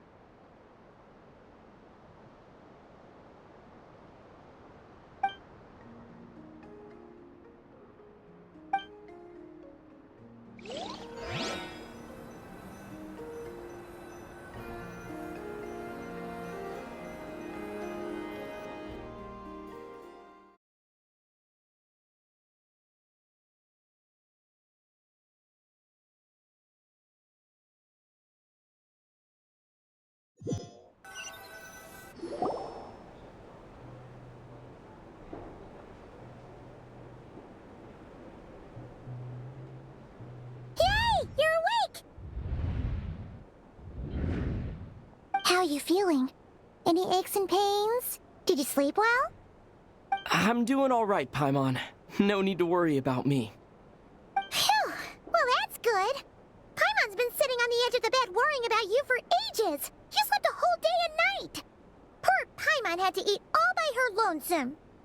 Glad to hear you didn't starve. How was the food? Well, it wasn't the same without you there to share it. Honestly, Paimon just can't relax when you're not your usual self. She couldn't enjoy the food and settle down to sleep. Well, I'm back to normal now. Oh yeah, and Albedo swung by earlier. He said to tell you to head to the tavern when you woke up. Varker and the others are organizing a victory feast and they want to celebrate with you. He also dropped off some medical supplies, but you seem fit as a fiddle, so guess you won't be needing those. If you're feeling up to it, let's head over now. Wouldn't want to keep them waiting.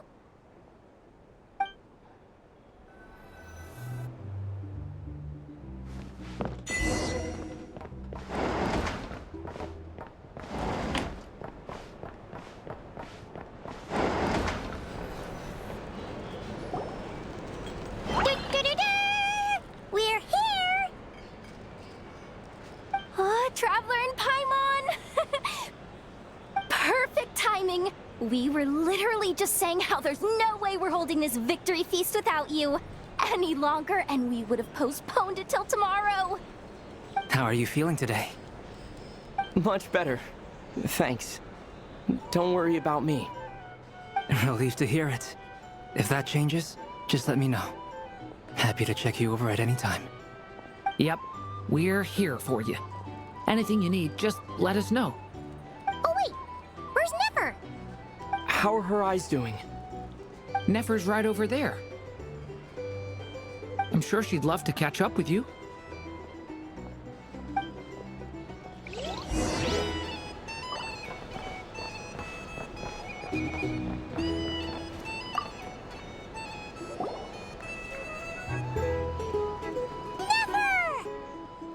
Traveler, Paimon, are you recovering well? Turns out that moon chanter has some real talent after all. My eyes were mostly recovered after just a couple days' rest. I can actually open them again now. Yeah, but you gotta be careful. Lauma says not to strain your eyes while they're still healing. Yes, thank you. I'm well aware. Yehoda, could I borrow you for a moment? I could do with an extra pair of hands. Oh, sure. Coming. Did you hear that? I gotta go help Lauma for a second. You guys chat among yourselves. I'll grab us some drinks on the way back. Paimon, you still like them sweet? You bet. Make it extra sweet, because Paimon's earned it. Sure thing.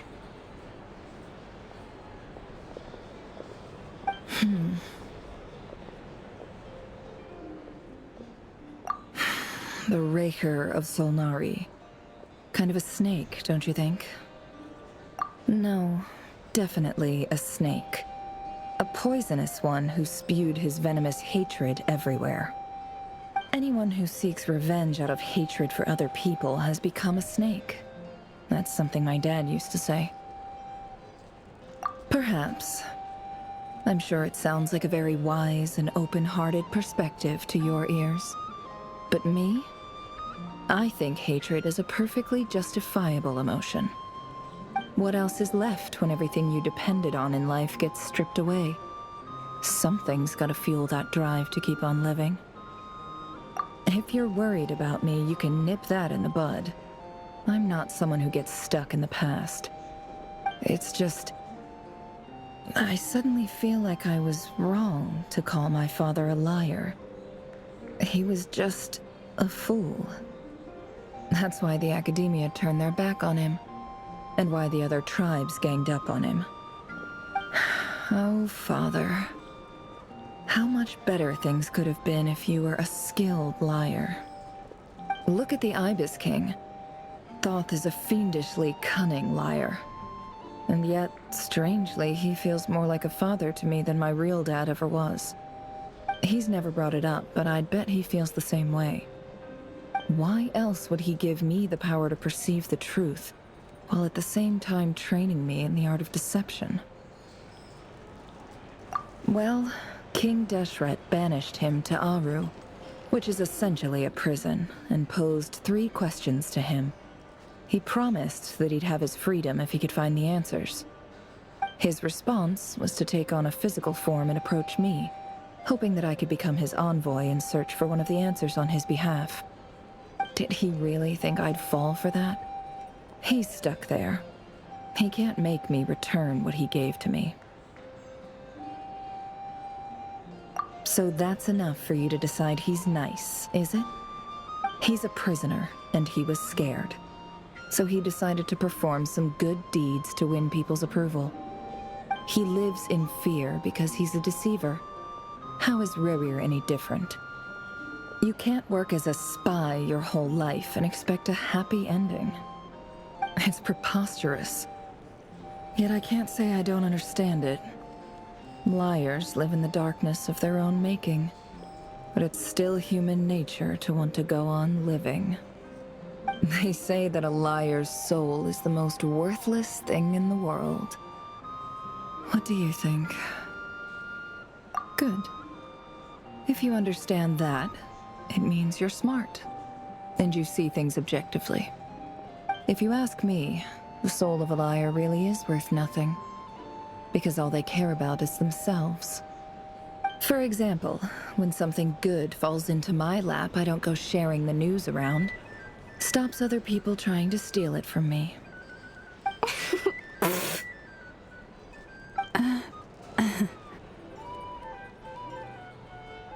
So be it.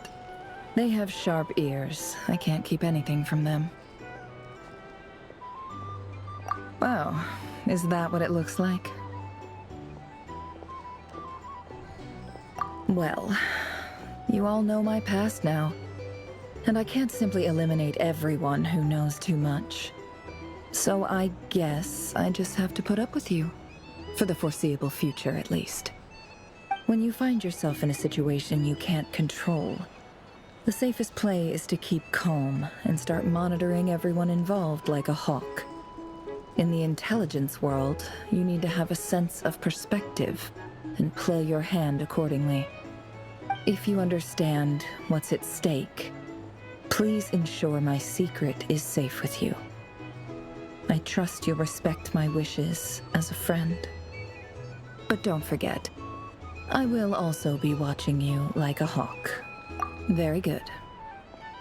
Oh wait! Now that the panic's over and we've all calmed down, Paimon suddenly remembered something. After all that build-up, our mystery ally never showed up even once.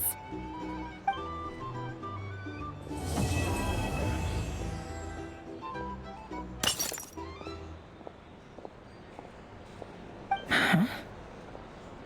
Am I imagining things?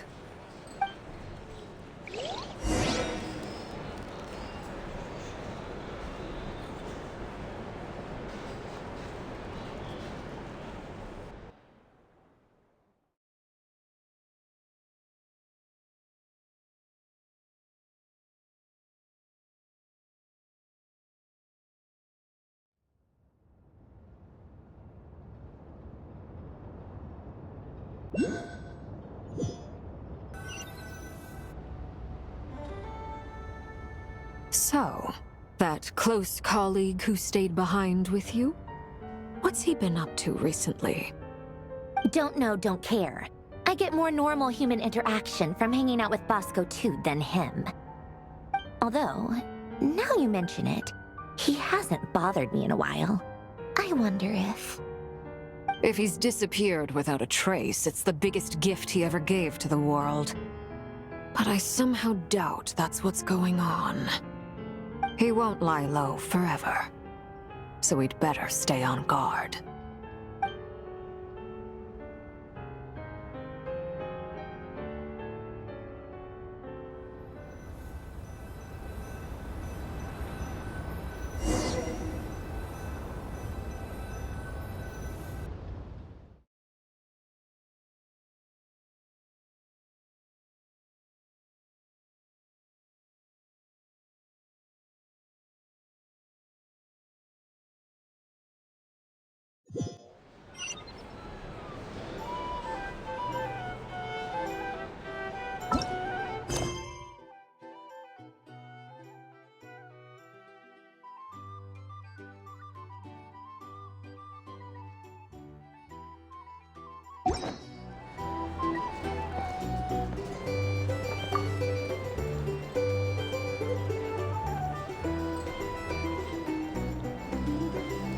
Ah, Lord Sangama Bay.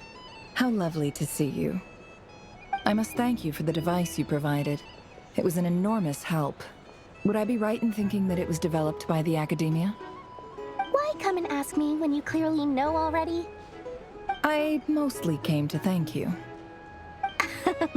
That's more like it. A little gratitude goes a long way with Lord Sangama Bay. Play your cards right, and you might even stand a chance of becoming my long-term supplier. The chance to work with such a kind and charitable investor as yourself would be a great honor for the Curatorium. Huh? Charitable? Who said anything about charity? First I'm hearing about it. Let's see. The first plot of land you purchased in Nod-krai, your desert interests, and... Stop! What do you think you're doing? Exposing my investment history! It's nothing to hide from. They're all perfectly legitimate investments. And some of the land you purchased was with the intent of building a sanctuary? Yes, I heard about that too.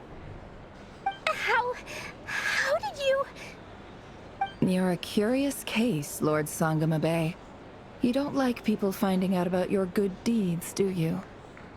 But I'm afraid no matter how hard you try to keep things under wraps, where there's a will, there's a way.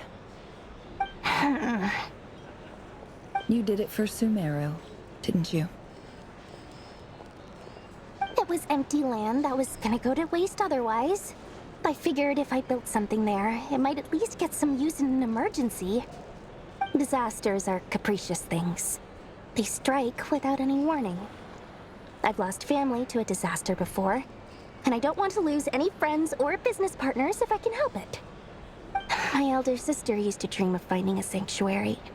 Somewhere with plenty of food, water, and medicine. Where everyone could live happy lives.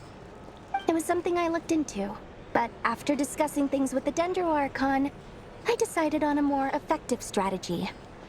The tech people handled the tech, and Moneybags provided the Mora. It just made the most sense. It's a pity that so few people know the truth about you. Everyone says that you view everything in terms of Mora, and all you care about is growing your own wealth. So, what's the problem with that? Everyone wants to be rich. It's human nature. So yes, I love Mora, and it's nothing to be ashamed of. But surely you have dreams of your own beyond just making Mora. You don't get it, do you? My dream is to invest in other people's dreams. And, you know, make a nice little slice for myself along the way. Just thinking about it makes me happy. That sweet, sweet sound of Mora. Thank you. For the device? And the pendant. Oh, that. I was just returning a favor. Don't worry about it. Seems like we've both been away from home for a very long time. Yeah. So long that I barely remember what my family even looked like. That would be your mother, father, and sister? Yeah, though it's been years since my sister passed away. It's not like I want to forget them, obviously, but memory can be even more ruthless than the most calculating business person. Beyond a certain point, if something isn't helping you, it just gets rid of it. My sister can't help me now. Slowly but surely, her face is fading from my mind's eye. It's become a vague impression. Not everything will fade. When loved ones pass away, the beautiful memories are the ones that last the longest. Yeah, that's true. If you ask me, that's the one silver lining in all of it. Well, that, plus, I'm sure that life is much better now than it was back then. Oh, absolutely. I have tons of Mora, a big beautiful house, business is booming, and I'm as happy as can be. You've got a lot going for you too. Boss of the Curatorium of Secrets? I'm sure there's plenty of Mora to be made in that line of work. I appreciate the vote of confidence.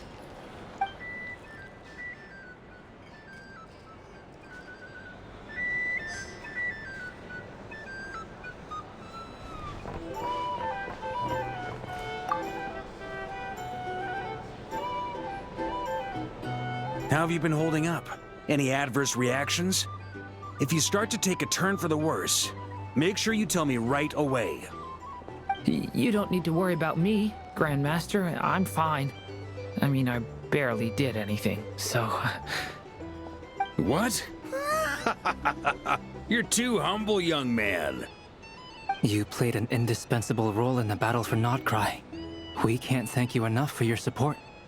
Sometimes, when people praise you, it's because you deserve it. The best thing is to accept it calmly and with grace. It's important to learn how to respond to words of admiration.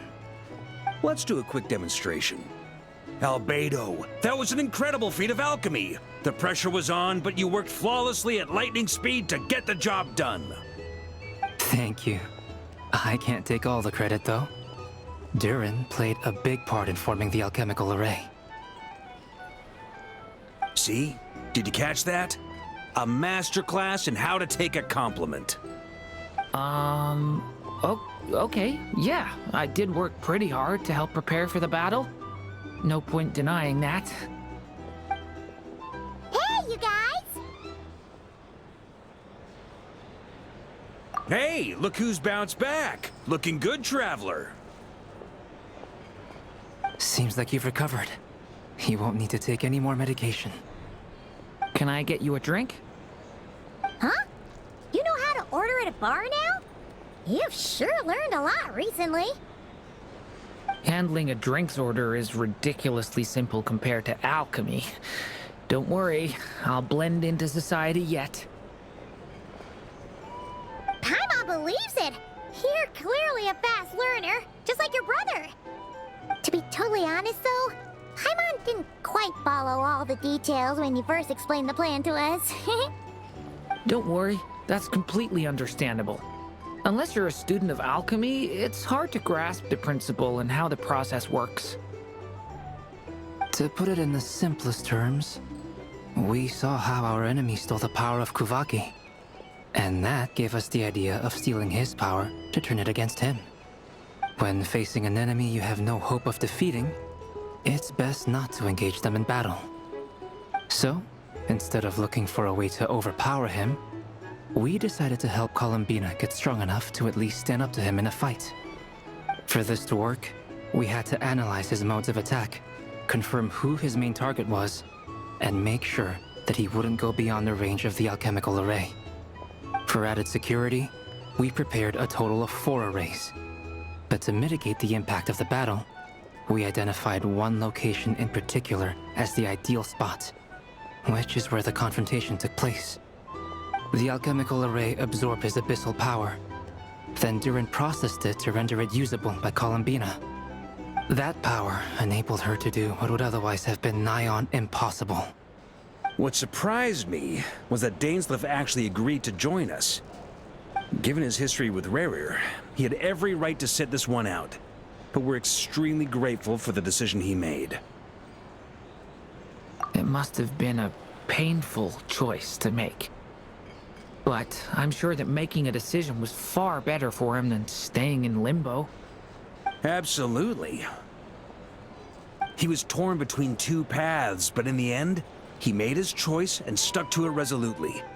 He doesn't strike me as the sort of person who'd stay trapped in limbo for long.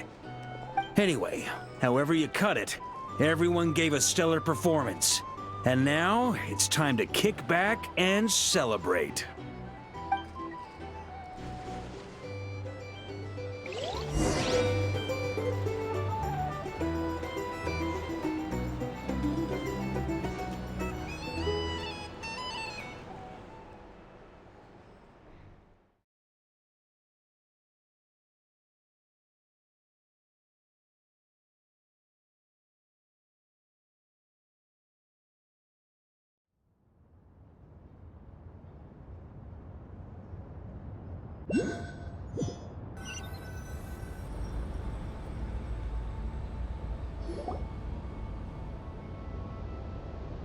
That's the only reason you're here.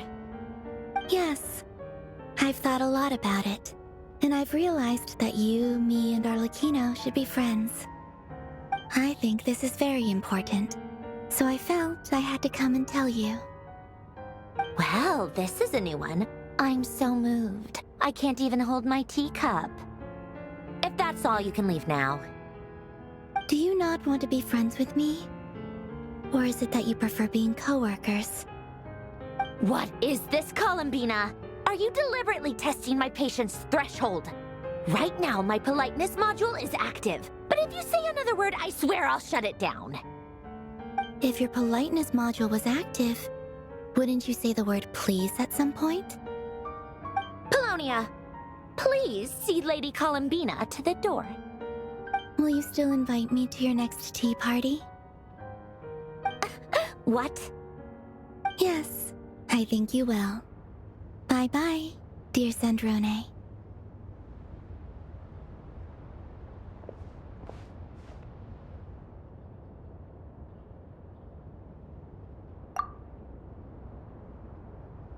Last time, the Wild Hunt escorted you out. Would you rather I handled it myself this time? We just wanted to, see how you were doing now that it's all over. Why? Out of concern for my safety? I hope you didn't seriously think that the Rahir of Silnari would be able to lay so much as a finger upon me, given how prepared I was. Mostly because you kind of helped us out, so we just wanted to check you were okay. Looks like all your robots are fixed, huh? Oh, don't you worry about that. Tea time is already a write-off. The visitor before you managed to kill my appetite. If you're in the mood for tea, go ahead and help yourself. Otherwise, it's going to waste. My coasters are still missing in action, though. Use this notebook instead. Whoa! Pretty hefty notebook. Look at all those calculations. You can ignore those. They're just dumb scribblings. I doodle and write in my free time. Sometimes I remember the distant, dreamlike past. Sometimes I imagine the far-flung future. And other times, I grit my teeth and note down all the crazy nonsense going on in the present. Some people do the crosswords in the newspaper. This is my equivalent of that. Trying to predict the future is like daydreaming, and writing about the present just makes me furious. The past is my favorite. If nothing else, it's already set in stone, so I don't have to rack my brains trying to figure it all out. Huh. Although, having said that, the only vaguely interesting memory in my past is probably that guy they call Lord Artificer. Who else? Pretty much all the mecha and Fontaine are his personal handiwork. Wait, are you saying you know him? Like, personally? As a friend? I mean, I guess we were friendly enough. Yep. In fact, I'm probably the only normal person left who knew him at all. We used to chat occasionally back when he was still around.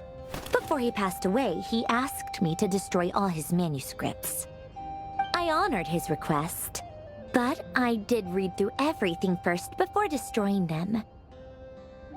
I mean, I couldn't let the genius of Lord Artificer Alain Guillotin disappear like that. Would have been such a waste. So, that's where the formulas in your notebook are from? I just told you. Those are my equivalent of crossword puzzles. They're just dumb formulas that I solve for fun when I'm bored. Alain's work was like epic poetry. The formulas in my notebook are just silly little riddles in comparison. Not that there's anything bad about them. I mean, at least, solving those riddles isn't going to hurt anyone.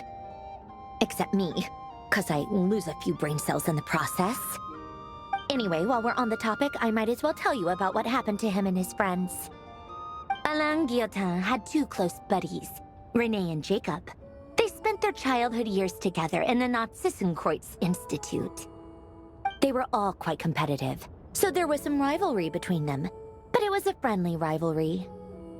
But beneath the friendship and the rivalry ran something deeper, a sense of nostalgia for the past.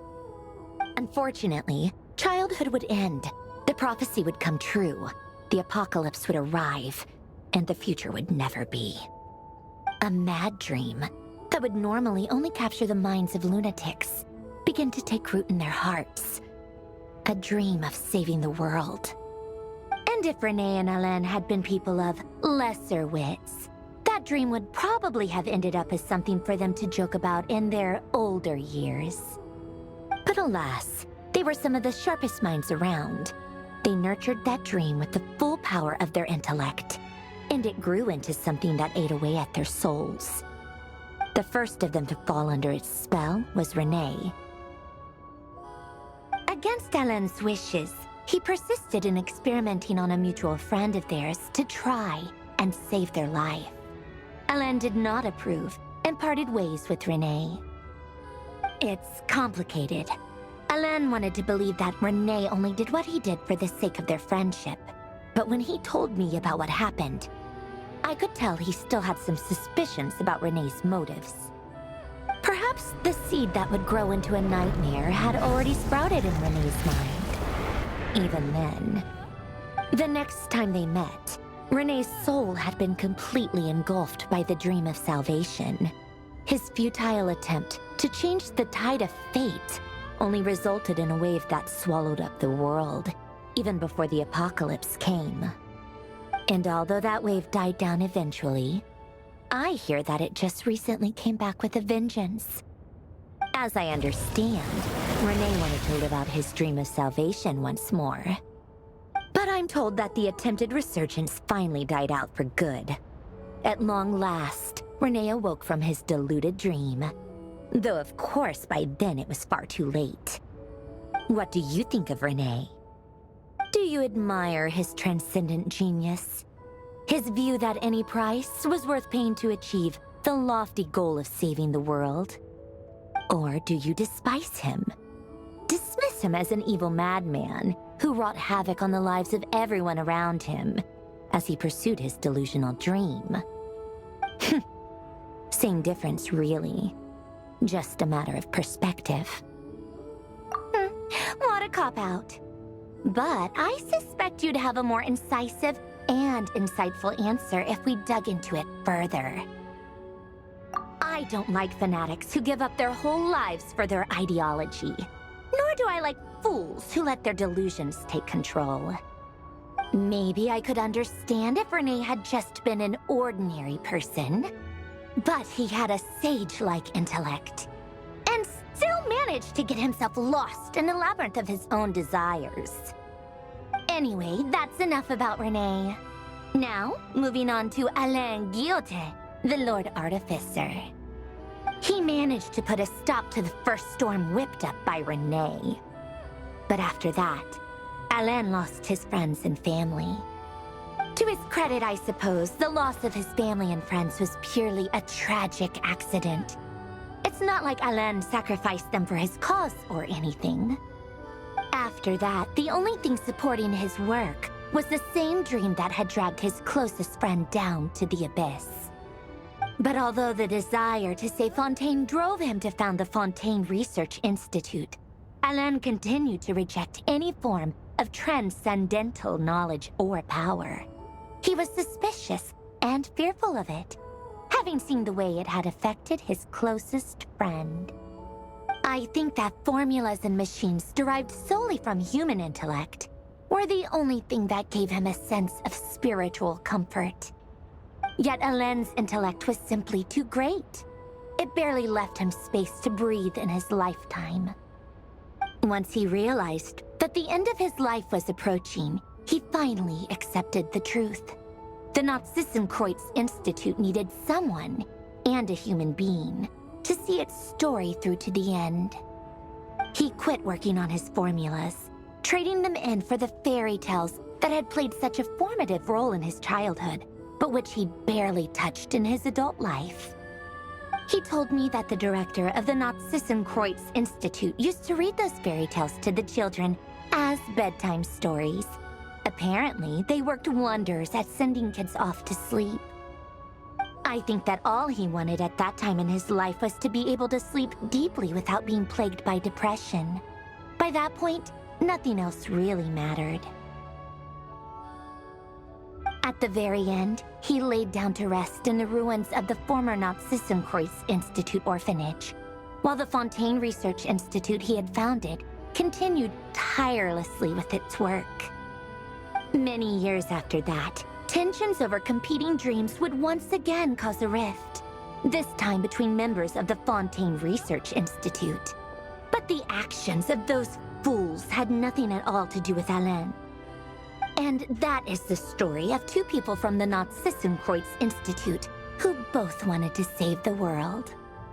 One went all in on his fantasy of salvation without ever looking back, and ended up calmly sinking to the bottom of the deepest sea. The other sought desperately to burn bright in his life, even though he wasn't sure where he was going. I do sometimes wonder, why is it that people like them have such grand hopes of saving the world? Even the grandest tree starts as a tiny seed. So perhaps, for each of them, their mission to save the world began with a very simple desire: to save themselves.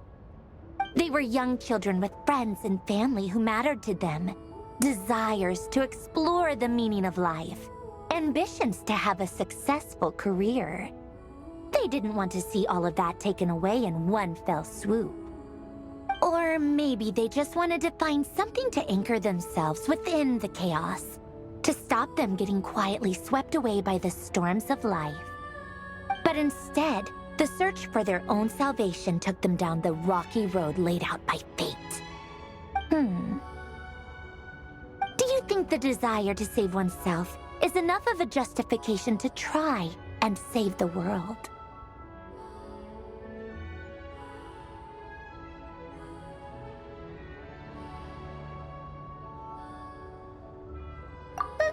The way you said that sounded just like Alain. I asked him the same question back when he was in his prime, putting all of his energy into his work. He gave the exact same answer as you did. No elaboration, just a quick short answer before getting right back to his work. He was always that way. All right, tea time's over. I owe Arlecchino a favor for telling me these stories. I'll have to bring a whole sack of gifts the next time I visit the House of the Hearth. I'm gonna go tinker with Polonia now. You guys can do whatever you want, as long as it doesn't involve interrupting me. Polonia, exit hibernation mode. Begin diagnostics.